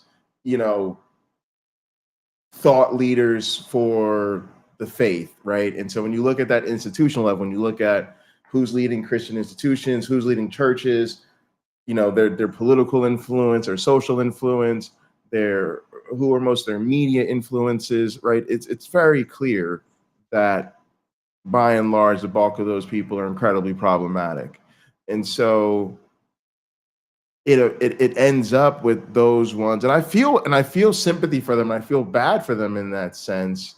In a sense, doing a bit of PR for the others, and it's like attention. They also do feel a bit like betrayed. They feel like those people are giving them a bad rap. I know this. I worked at a prosecutor's office, and it was very much this. It was very much the same thing. Like I thought for me it was worth it because there's prosecutorial discretion, and the prosecutor's office does have a role to play in making sure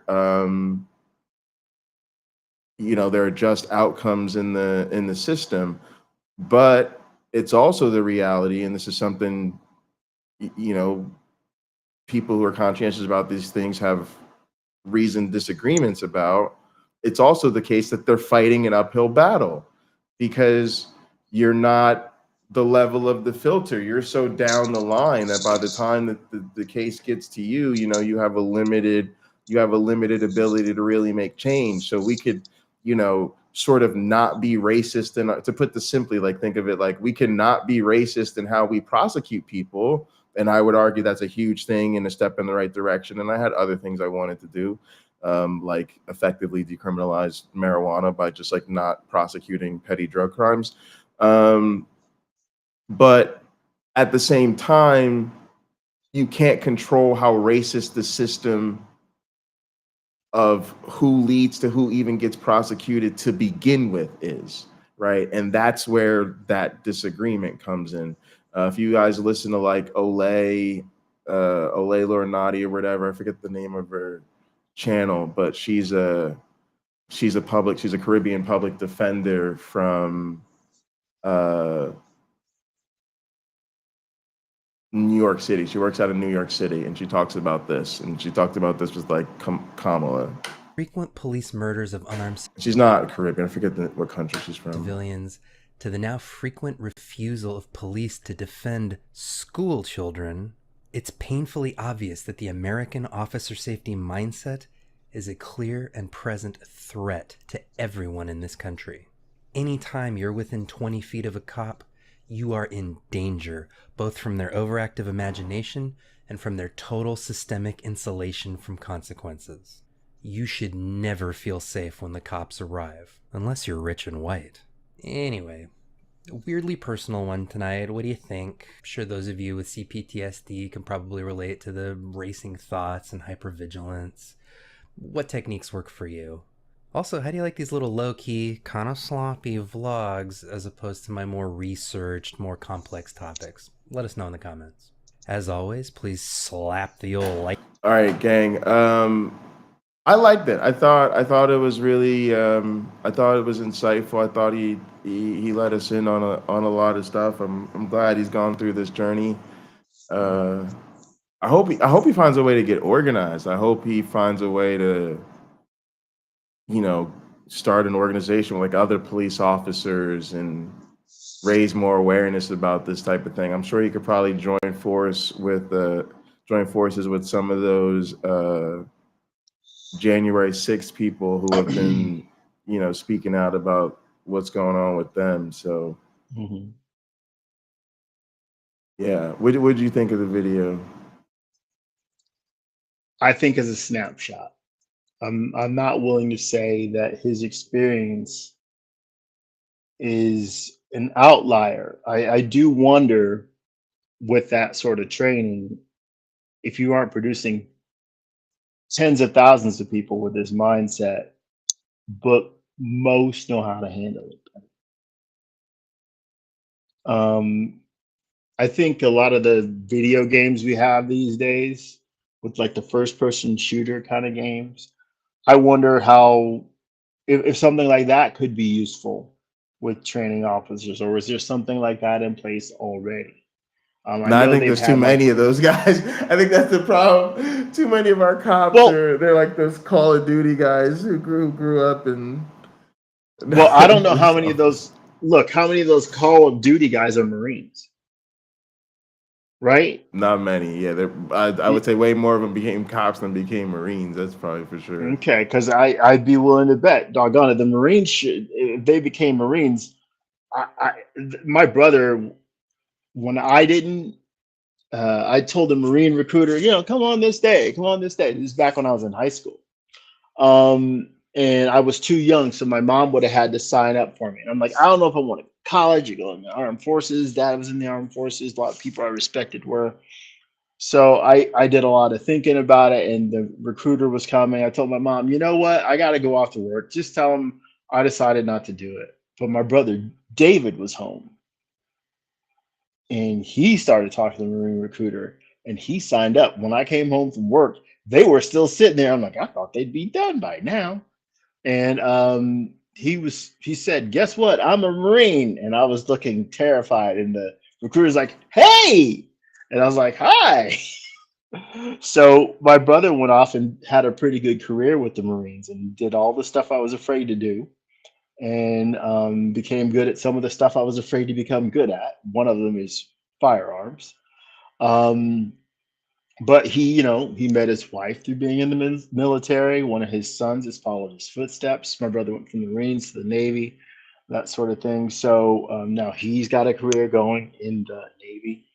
So there is some, I guess one of the hurdles that we have to realize is the training. Another one of the hurdles that the police face is rooting out the bad apples. You're not going to catch them all.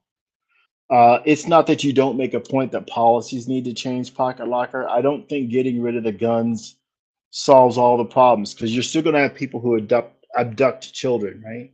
You're still going to have people who are cult leaders on the dangerous side. They're going to have guns anyway. But again, don't hold me to a straw man. I didn't say I was solving getting rid of all crime and making no bad guys. And if you really care about people kidnapping children and doing all the other monstrous examples we can name, I say getting rid of a mass supply of legal firearms is a huge step in the right direction. And I don't know how anybody who's familiar with the data can argue otherwise.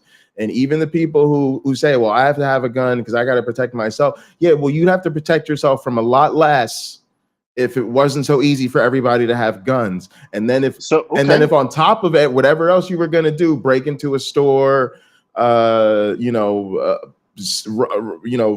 somebody, whatever it's going to be, you were facing a serious felony gun charge on top of it. So all I'm saying is it helps a lot. And then again, it also helps the cops, because part of the thing now is, and again, a lot of this is just travel, y'all. Just travel, because you're gonna go to really advanced European societies that are every bit as westernized and technology driven, whatever you want as America, and you're gonna be like, oh, they don't let people own guns here.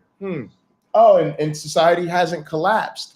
And y'all gotta just put that on as an honest data point. Like, yo, shit will be okay without the guns. Like people get okay. So now that the citizens don't have guns in their socks, okay, now you can de-escalate the police force. Now, not all the police need to have guns. And notice, I never said there's no guns anywhere. I literally said the military can have their guns. People have guns if you're in the sport. You can have guns when you hunt. You can have your family heirloom gun.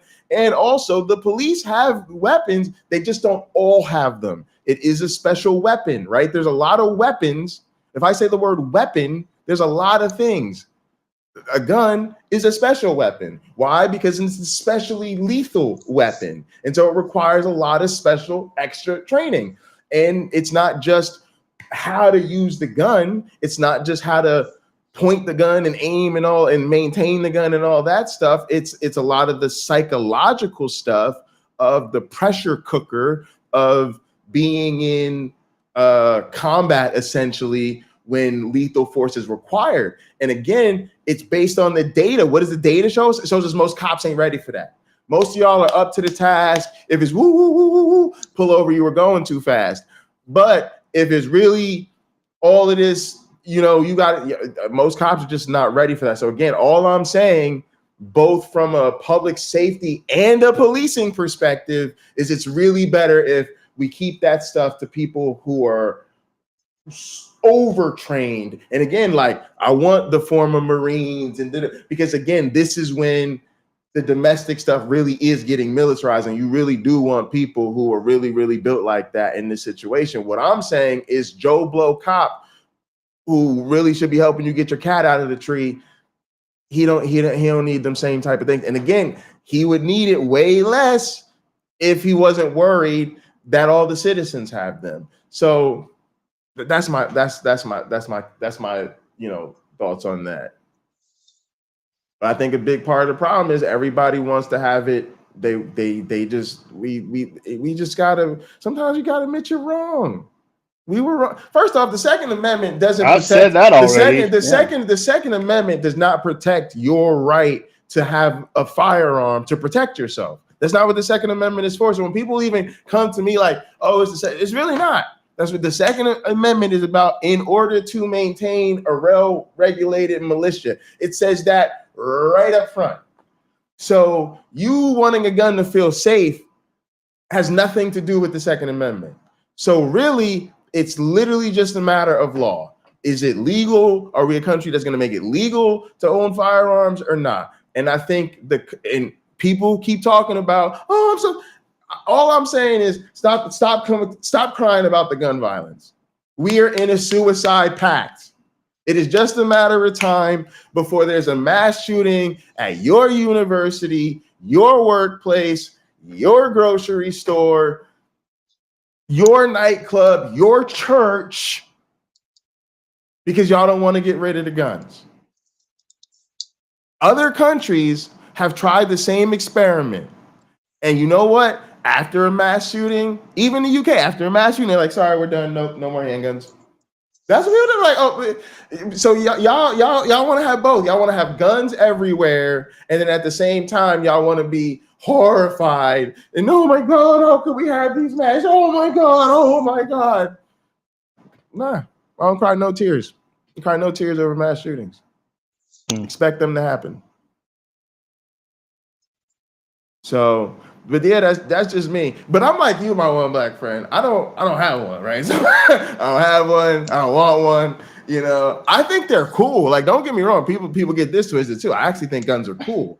I think that from like it's a machine I'm fascinated with. Same way I think rockets are cool. Yeah, I would read a book about how rockets work. I would watch a TV show. I used to watch a show called Tales of the Gun, right? Because if I watch a show about how they put a rocket in space, oh, that's pretty interesting. Oh yeah, how does an AK-47 work? That's very interesting to me. Like, I think from that perspective, it's like just something to be interesting, and like how it works and like the role different weapons have played throughout history. Oh, that's cool. And a lot of these games, I think these games are great. But nothing in me desires to actually own an automatic rifle or even a handgun. And then the other thing is, I do have, you know, mental health stuff. I've been involuntarily committed. So interestingly, when it comes to the right to own a firearm, the only people who advocate for me to have a right to own a firearm are the real far right, like everybody should be able to have guns. Should be given one when you're born. Extremists, right? Yeah, because everybody else wants background checks and red flag laws and all of that stuff. So they literally want to say to me, Jay, you should fight for me you should agree I had the right to have a gun, but you don't have a right to have. I'm not going to fight for y'all to have a right to do something I don't do. So me personally, if it really, really is supposed to be everybody has the right to have a gun because you need to protect yourself, then I should have one too. I should have one too. Because you might say, oh, well, Jay, you have a mental thing. Who gives a fuck? Fuck you. Fuck you. I take my meds. I see my psychiatrist. My shit is regulated. I'm good. And matter of fact, there's a solution to that. My psychiatrist would sign off on that shit. I could get my psychiatrist to sign off on it. I should get my lawyer to sign off. They'd be like, oh yeah, Mr. Bundy is absolutely no threat to anybody. Let him have a handgun. Yeah, but y'all don't want to hear that. Oh, they don't want to have that conversation. Oh, they don't want to have that conversation. They just want to be able to say, oh, no, you have a thing. So then what y'all really want is this social credit system. Who's in the club, who's on the list, that they get the full rights and everything. But everybody else, nah, we don't know because you're too much of a risk. So again, if it's really supposed to be everybody has a right to have one, because I got to tell you something. If you're really worried about predators, then I know who to go after. Oh, I know so-and-so is in my neighborhood. I know he had a thing. He was in the hospital. Well, now I know who to victimize. People already know. You go after the weak, you go after the deviant, and you go after the people who you know can't have they can't own a gun. So now you're gonna put a target on me. Make me the easy target. Alpha and Omega Ministries says the Second Amendment allows for Alpha and Omega to have surface-to-air missiles. No. Technically, it does say arms. So I suppose I'm wrong there. I'm the unreasonable one. Oh, that's a valid point, though. That's how can't argue with it. That's how a lot That's of a valid point. Because you can be sure somebody during pre-Civil War days, they're regular people that owned cannons. They had a farm or whatever. They probably owned a cannon. There's that oddball guy. But honestly, that is in a sense more aligned with the Second Amendment to say, well, if the government gets tyrannical, they got nukes. So how are you going to maintain because you remember the whole well-regulated militia thing? That was to protect in case the government goes rogue or a rogue government comes in and the government don't know what to do to keep its shit together, and y'all got to handle this, right? So our enemies, both foreign and domestic, have nukes. So now what? Now I ain't gonna have it. So people who make that argument, it's a silly argument. I'm definitely never gonna sign off on anybody having nukes or automatic rifles or none of that. But yeah, that is where they're coming from. So yeah, it's quite interesting. Oh, there was something else, and it's like slipping my mind now. I can't remember if it was a gun thing or a cop thing. I'm gonna remember as soon as it's too late.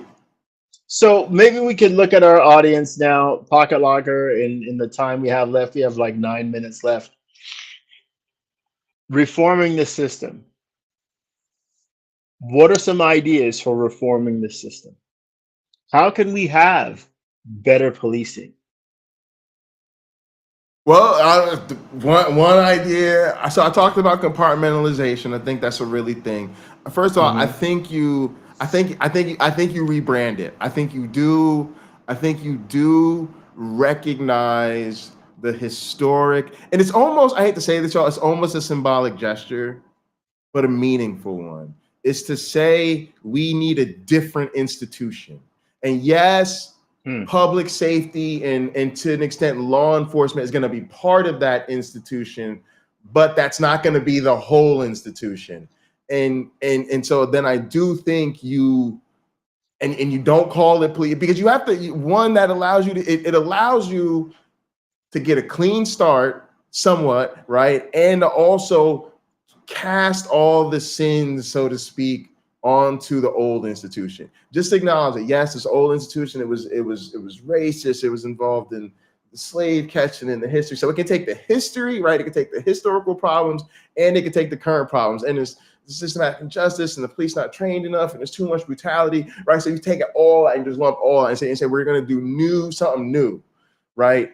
And so then now you have this department of and I would call it like public wellness, even, because even I think public safety reads law enforcement too easily, because everything becomes safety, maybe wellness, but something like that, right? Public safety, public wellness.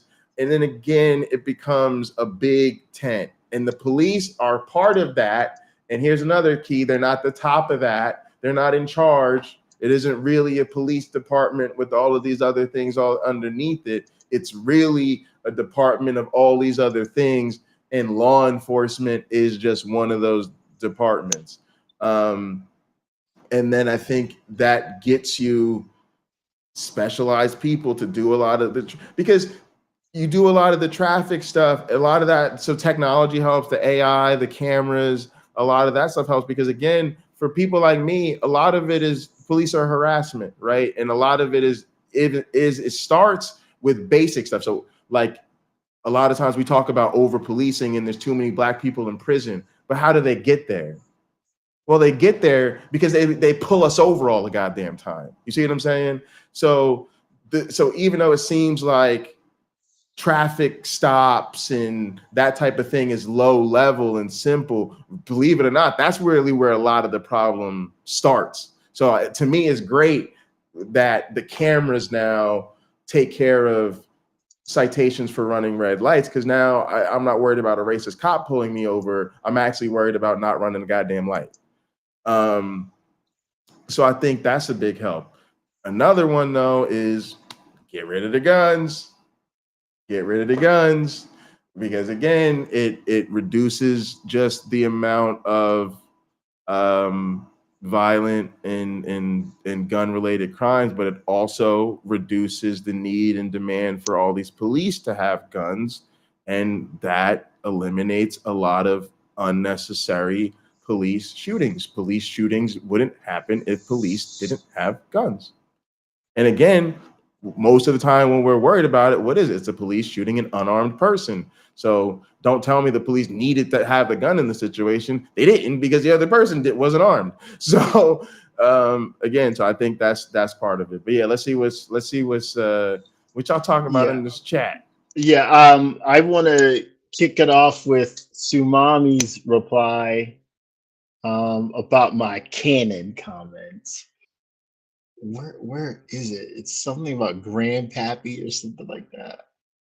Pappy, the cannon needs a lubing down again.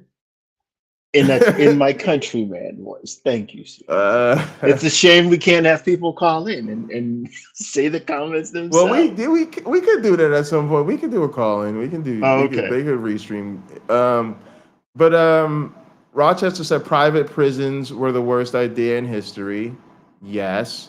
Oh, now I remember the thing I wanted to bring up. We got to stop with the propaganda. So one thing I think is interesting is I don't see military recruiters the same way you used to. And I think part of that is we have a sort of different taste towards them, recruiting people in the military. I'm not saying that doesn't mean we want people serving, but I think we feel differently about them so actively trying to entice people into serving in the military. And so I think the same way, I wouldn't really put a lot of emphasis on doing like commercials to join the military and the militarization of like sporting events and stuff. Like I would get rid of that. And I think that would take care of some of the policing, but I would put policing in there too. Like I would not be advertising for policing jobs on TV or having recruiters on campus trying to recruit people into law enforcement. I think it could just be seen as those things are under the government and it's distasteful for the government to do those things. Those things are there. We know they're there, but we don't glorify them in the sense that make them more attractive to the wrong people. And again, you'll go to other civilized countries and realize they got plenty of cops, plenty of military people. They don't have to make multi-million-dollar commercials to recruit them on TV. They just see that as being in poor taste. Okay. YouTube Punk says abolish qualified immunity. Sir, Now, that's a huge what one. this is, as long as an officer does not violate a person's human rights, they have immunity with what they do. I do think qualified immunity goes too far because it's basically saying almost anything that person does is permissible. That's not okay. That's why the police were called to begin with, isn't it? Because somebody else thought that was true. Everything they do is okay. There's no need for immunity at all. Everybody is equal under the eyes of the law. That's it. You got to be able to do your job within the confines of the law. Because if it's ever anything, see, there's a difference between qualified immunity and the benefit of the doubt. When the rubber meets the road, it was a bang bang moment, split thing decision. The cop made a choice. It just so happened it was the wrong choice or whatever. They're gonna still get the benefit of the doubt if they were really doing their job, really acting in good faith, and didn't do anything else that was like a violation of the procedure and protocol. We're not going to just start locking up cops for human error. Trust me. But the idea that we presume them to be legally innocent, there's no need for that. There's really just no need for that. In my opinion, that's my take on it. But YouTube Punk, that's huge. That's huge. Yeah, I think that's a big one. All right, so police must carry in. I'm probably skipping something. Let me see. Alpha and Omega dog. However, the first use of United States militias by President Washington after the Revolutionary War was to quell the Whiskey Rebellion. And I can't see the rest of that comment. This is an interesting one. Prison labor, like the government loves using prison labor. I don't know if it's just like making prison labor illegal or making it so that it's not devalued so much, so that it just becomes something people don't see as attractive. But I do think, even though I don't think it's having as much of an impact, say like on like a cop on the streets or whatever, when it comes to systematic reform, I definitely think, the way we use prisoners as a cheap labor force is a big exploitation. And it's again a systematic issue. And there's a lot of institutions, again, there's a lot of people running private prisons or involved in the prison industry that are making a lot of money, especially on those contracts and those deals. Like the deals to set those things up are incredibly lucrative and stuff. So again, it's another one of those things where if it wasn't there, we would get a lot of the bad eggs out of the business, because they wouldn't have this, this wouldn't be so profitable to exploit. Police must carry personal insurance to be employed. I do like that idea. Idea because the fact I'm a big fan of Dusty Smith, so I watch his Cult of Dusty podcast, or listen to it. I rarely watch any podcast, but I listen to it, and he will talk about this sometimes. Like police should be required to carry insurance, and he'll make and he's not being funny. He's saying like, oh, the police will just investigate themselves and find out they did nothing wrong. But the person that was assaulted or wrong, they'll get millions of dollars in a lawsuit, and you and I will pay for it. Now that's really strong, valid criticism. In that, yeah, there's one individual or maybe two cops that stepped out of line. Their pension isn't attached, right? They don't risk losing part of their pension to the person that they violated the rights of. They don't, but maybe they should. And that way, there's skin in the game for them, right? If the county's just going to pay for it, they're going to lose their job, but 2 counties away will hire them, and it's only an extra 15-minute drive or 20-minute drive for them to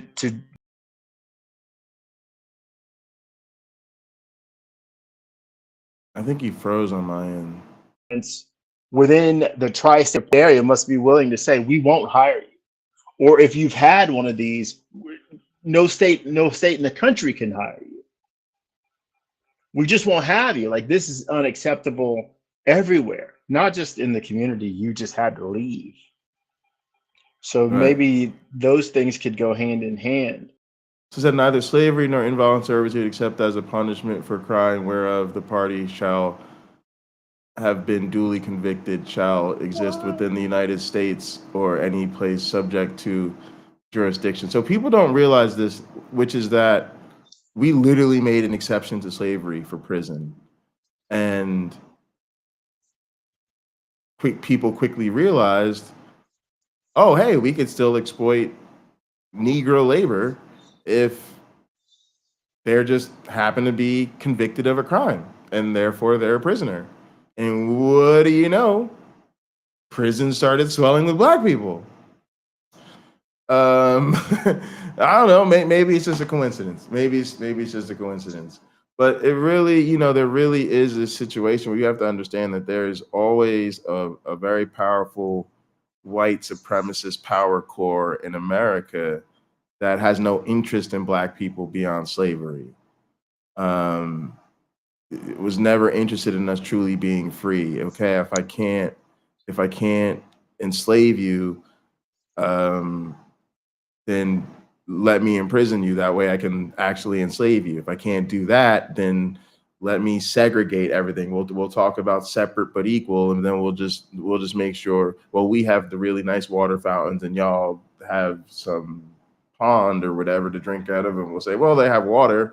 And then, because really what it is it's like, why they see us, to see us as equals is to allow us to compete. And they know they don't want more competition. They've never wanted more competition.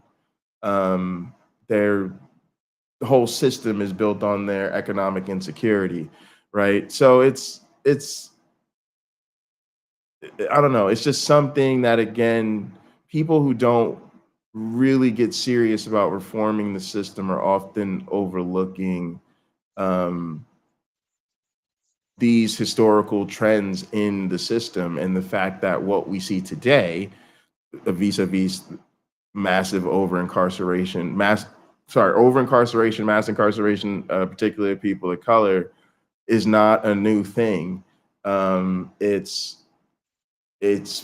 the way it's always been, and it's still happening. And effectively, if people are okay with this, if you think it's okay that, prisoners who are making literally, less than a quarter an hour or whatever the hell it is, are making your license plate or your fabric or whatever the hell, then like, yeah, there's like something wrong with us. There's like very much something wrong with us. And we've got to ask ourselves, why do we think committing a crime makes it okay to be enslaved? Let's take the prisoner labor thing. We got other comments I'd love to get to, but I never thought of this until now. If you take that same imprisoned person and say, look, we can give you a job while you're in prison. You will earn, let's just say it's minimum wage. You will earn minimum wage. And when you get out, you're going to get a check for that money.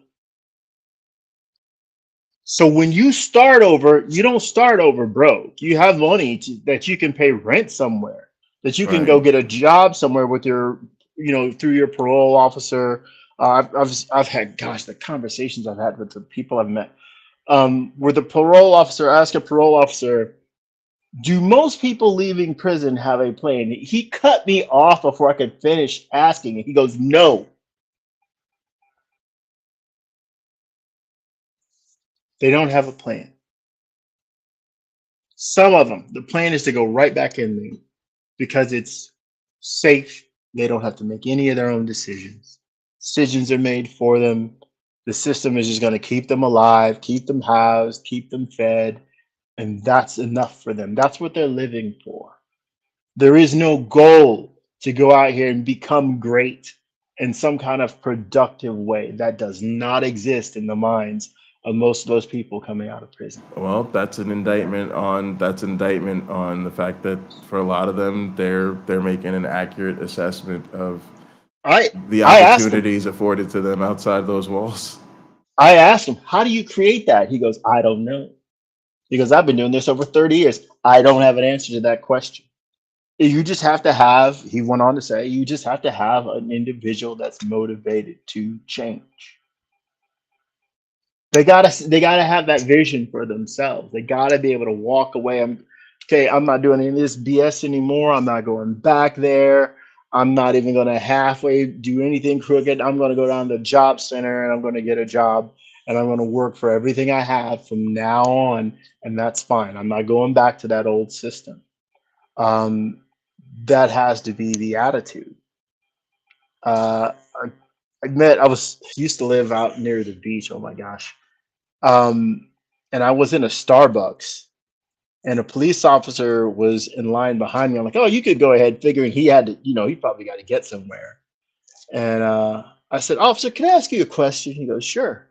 I said, what one thing could you change about society, or would you want changed about society if you could, that would make your job easier? He immediately had an answer. He goes, that's easy. I would want people not to take things that didn't belong to them. You don't steal someone else's property, their car, their spouse. He goes, think about how much that would eliminate the need for me to get in my car and go to their house or go to this or that business. If people could just do that one thing, don't take what doesn't belong to you.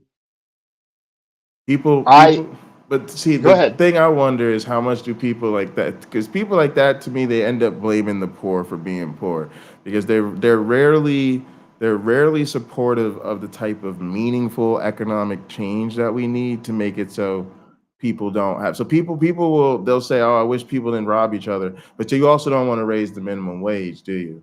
Like, you know what I mean? But Like, that's not his but that's what point. we That's need. not his pocket locker. That's not his point. You have millionaires that steal. They're millionaires that steal. They're millionaires that drive drunk, right? They could literally hire a driver to take them. They could call an Uber. They could simply, I used to work at a bar. I was so happy to call cabs for people or to hail cabs for people because I didn't want them driving home drunk. And the fact that they respected the lives of other people and their own to not do so was great. I think Sure, parking garages shouldn't have an overnight. Go most ahead. people who steal, right? That we're worried about this. Yes, there's billionaires there that they're gross, and they need to pay their taxes and go to prison when they do. But yeah, I think that the main, like, we know most crime is highly associated with poverty, and we live But in a he world where didn't. there's no reason for people to You, be in I I poverty. think I think it's unfair to put words in that guy's mouth because I think he really It's hit a upon question. something. That's a I don't it's I don't care at what income level you function at or have dysfunction at. His statement is powerful. Just don't take what doesn't belong to you, it's and powerful, you automatically make the world a better place. but it also is very meaningless when there's a lot of people who need to steal. Stealing is the, like, I'll be They honest, don't need to steal. I don't even They don't need to steal. They I look. I can go to my local grocery store, and if let's say no one that's not even my local grocery store, and they don't recognize me there, I could walk in and say, "Can I speak to the manager, please?" And I could say, "I know you guys have these programs where you help people out, where you donate food and stuff like that, or you participate in that. That's what I need right now. I have a list of things my wife tells me we need. so they Can have to you?" beg. You have to ask. Asking is not begging. There's a Methodist church, or my neighbor's church. I don't know if Do you realize that you literally can't do this? That like you could get the manager of a grocery store fired because they're not allowed to do this. they could give away the food, or they could pay for it out of their own pocket. I don't know someone who would rather have you steal from them And I don't know than someone who give would it to rather you. steal than just walk to a grocery store manager and ask for food. Most people, that is not a viable.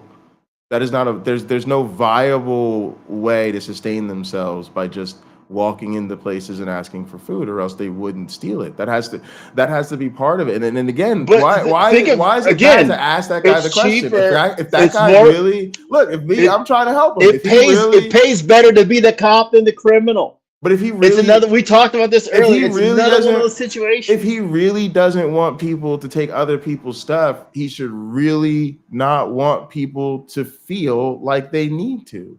And it should be of therefore a concern of his that nobody be below a certain economic threshold. Because even if you recognize that will not get rid of all theft, again, a meaningless straw man. There's billions of people on the planet. You're never gonna. People are always gonna do crazy stuff, but you would get a lot of people would not want to steal anymore. I don't even think that's that controversial. I'm not trying to make a hot take. I'm just saying a lot of people steal because they're poor.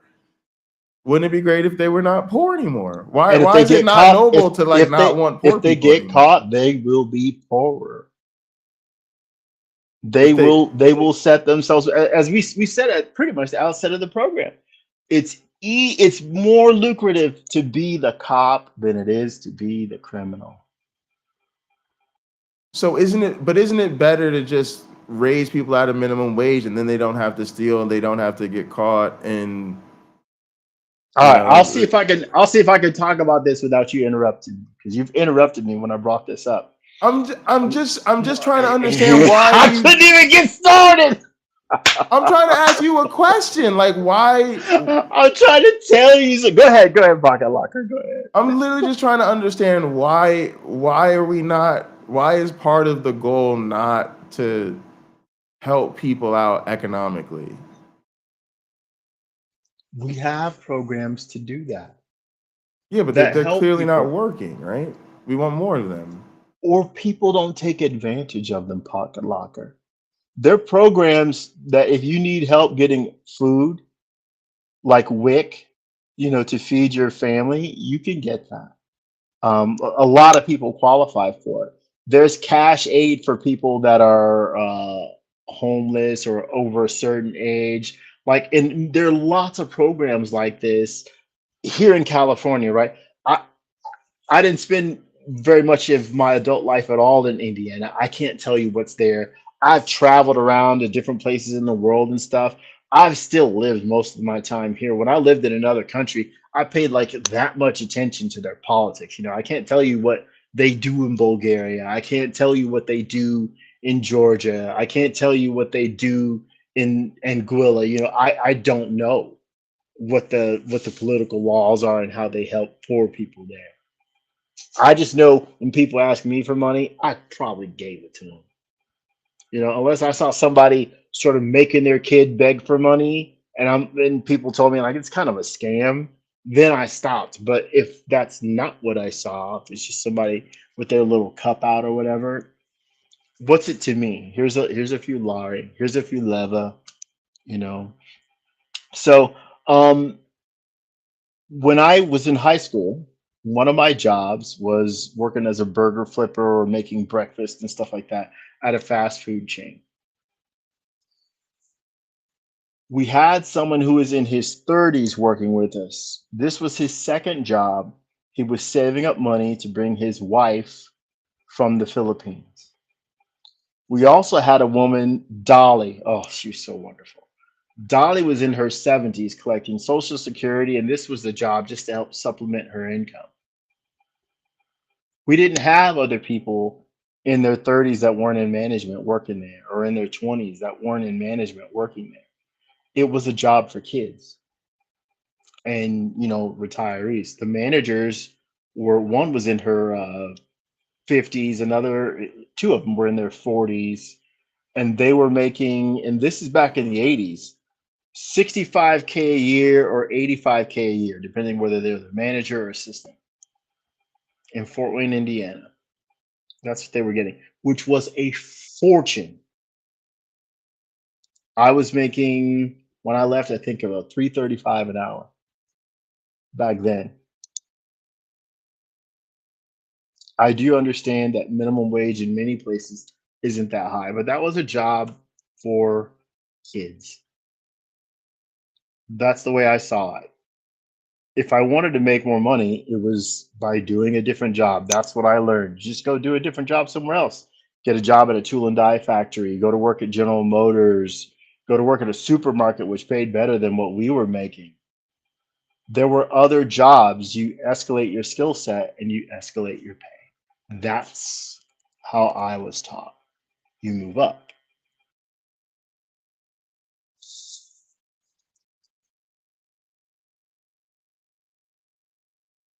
Yeah, I just think a lot of people, you know, it's really hard to move up. I think upward mobility is the motto of the system. I don't think it actually works. And I think part of the thing is to trick those of us who have some measure or degree of upward mobility into thinking that that's really more likely for other people than it is. It's like, I forget what it's called. It's similar to like survivor's bias or something like that. But the other thing I was gonna say is like, why not just universal basic income type thing though, right? Like that's all I'm getting at is universal basic income now, yeah, working's great, but even if you don't work, you're good. And now you don't have to, it's not so hard to, you know, access resources from the system because everybody just has them. I just always wonder where people's resistance to providing a certain baseline for people that just doesn't require all this comes from. Well, I can tell you, a lot of people have worked very hard to get what they have, regardless of how little it is, right? My best friend's mom, she paid $36,000 for her house like 50 years ago. It's worth like $250 today, $250. Fort Wayne, Indiana. It's worth about $250. So should someone get a free house if she could say, hey, it took me 30 years to pay this place off? Why are you giving houses away? No one gave me this. There's that. The people will feel cheated that now all these other people are coming along and they don't have to work as hard. Now, I got places I could go with that because robots in your home are coming. And when they can have a robot in your home, they can have robots pick your food and do all this. Well, let me finish. They'll have robots to be able to do all these jobs human beings have been toiling away at for millennia. The robots can do it. Now, that means you essentially could have a higher quality of life. You essentially could, right? If you're an artist, you could just make your art. The robots can grow your food right there at your yard. You can have a place out in the middle of nowhere. The robots will figure out how to get moisture from the air and grow all the food you need on your 1 acre or your 2 acres. They'll figure it out. But there'll be people complaining, why are you doing this? Why is this free for them and not for me? How come I had to struggle? I think everybody should struggle. It builds character. Yeah, they're terrible people. And they're holding us back because these things are happening. And that's what I'm saying. We should want to lose our jobs. If a machine can do my job, let a machine do my job. I shouldn't therefore be poor because now a machine can do my job. And so people are scared of AI when really we should be saying like, no, AI is good. The problem is corporate greed. The problem is we have all these new technologies and instead of working for the people, they work for the owner class, the donor class, And so then we're still at each other's necks. And really it's like, yo, let's just have a universal basic income. Let's divorce the idea of our economic security being tied to how much profit we're generating for somebody else. People still want to go ahead and do that. They can, and bring on the robots, because it should free us. It should enhance our liberty, and we don't want to do that. We literally want to ensure that even in a world where literally there's no need for us to be doing these jobs, that we spend most of our time doing them, and then we're gonna cheer ourselves on as free people. I think that's crazy. You're an educator. Everything you teach comes from a book, right? Sure, not everything, but yeah, Nearly we everything. teach So out of a book. The book is essentially the robot.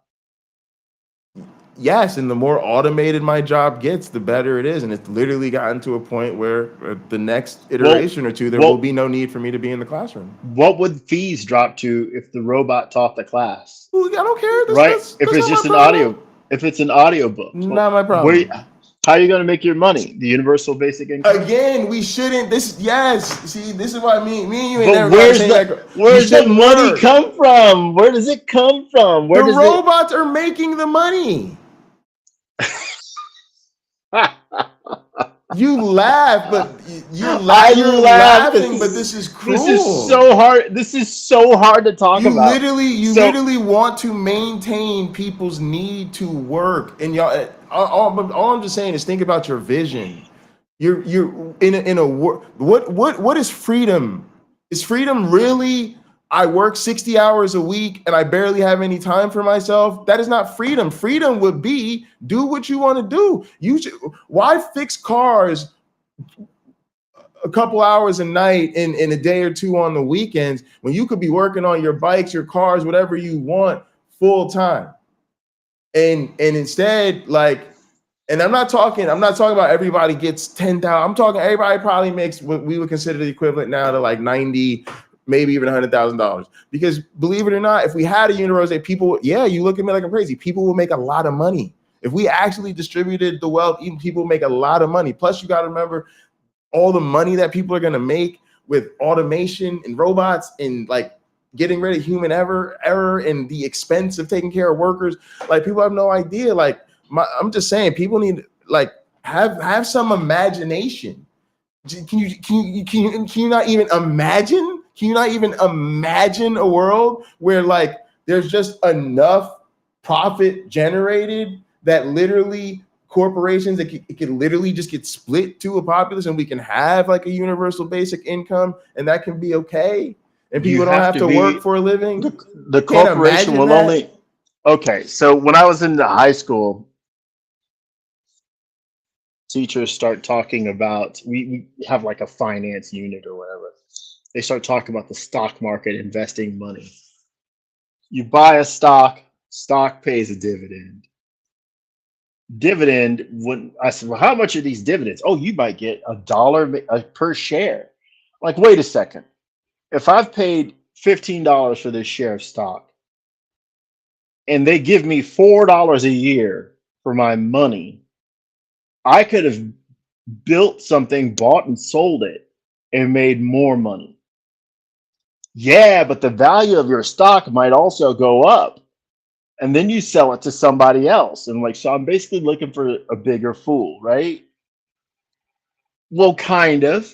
I had all these questions like that. Why investing just seemed like a really horrible idea. Like, it was the worst way to make money. And yet we have people like the Warren Buffetts of the world. That's exactly what they did. They jumped. Well, he married rich. That guy married rich. Don't let him fool you.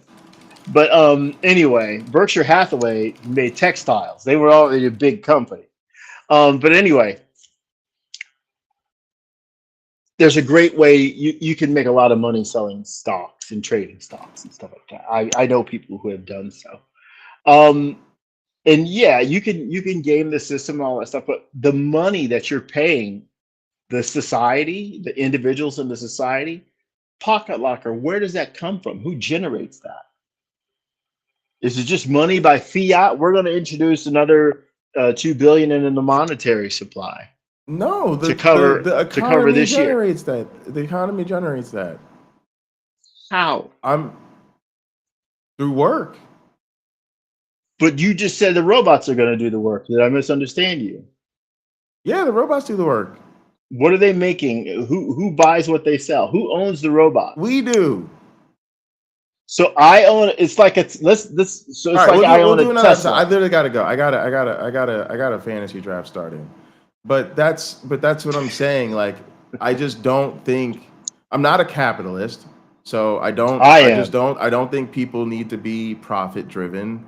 I think there's plenty of money that can be made, and I don't think people's value should be tied to their work. I think it's all fun and games when you make a lot of money and you're educated and you're able-bodied, but you have to imagine, I believe that a fair society is when you roll that dice, you come out as anybody. Okay, now that means you might come out deaf, dumb, blind, and literally like unable to take care of yourself. What now? To me, in a world where most jobs can eventually be done automatically, I'm not saying yes, people are gonna have to work, people are gonna have to maintain the machines, people like they're gonna do stuff, and people who want to work a lot, have an extra job, have a fancy job. I'm not saying people can't make money anymore. Like, you can still make money, but there's no reason we can't support a universal basic income. As a matter of fact, I think it's probably, if we really did an honest assessment, it's probably costing us more money not to. We probably spend way more money with our fucked up system and all the ways we have to compensate for it than we would if people just had enough money, that everybody had enough money to eat, everybody had enough money to have a roof over their head. That doesn't mean everybody lives in a mansion. If you want to go live in a mansion so everybody knows how fancy you are and how much better you are than everybody else, you can still do that. But again, there's really no need for us to have homeless. Even Kamala Harris said housing is a human right. There's going to come a time where most of us feel the same way. If you're going to make us live in a money-driven economy, we're going to start to say having enough money to live a decent life, raise a family, should just be a human right. And honestly, you might be a capitalist. I'm not getting anything out of this system. I worked real hard. I stayed in school. I got a dual PhD. I'm now a tenure track professor at a really good university. I will never make enough money to buy a new car. I will very unlikely make enough money to own a home. There's really no chance. So I'm not really invested in this system. I've worked really hard. I've done really well for myself, and still there's certain things that are considered like basics of life are like well beyond my reach. I honestly think if we had a universal basic income, I would make more money not working.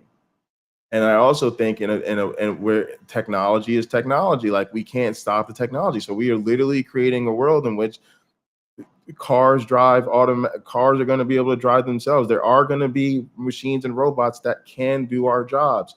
So to me, it's tantamount to slavery to force people to do jobs we know they don't want to do, that they don't have to do, just to make them make money, because we refuse to just provide them with enough to live when we can. I just think it's a much less cruel world to give people universal basic income, and then people look forward to automation, and then have the government regulate what's done in automation such that it contributes to make the most gain for the public and not private interest. And I think the capitalists will still do it, and they'll be fine. A few weeks ago, I said we'll talk about that screenplay that I had. It's called Becoming Me, and it's about a guy who becomes a robot, human being who gets a robotic body because his grandson doesn't want him to die, and the problems that he makes society wrestle with, because he essentially is now immortal. Parts wear down, just slip into a new mechanical body, swap out a part maybe. All right, do your fantasy thing. Everybody has an assignment. All right. Go on YouTube, listen to Plato's Republic, And then when we circle back to have this conversation about this universal basic income, we'll have a little more reference material to go to and bounce off each other and be critical of each other. All right, be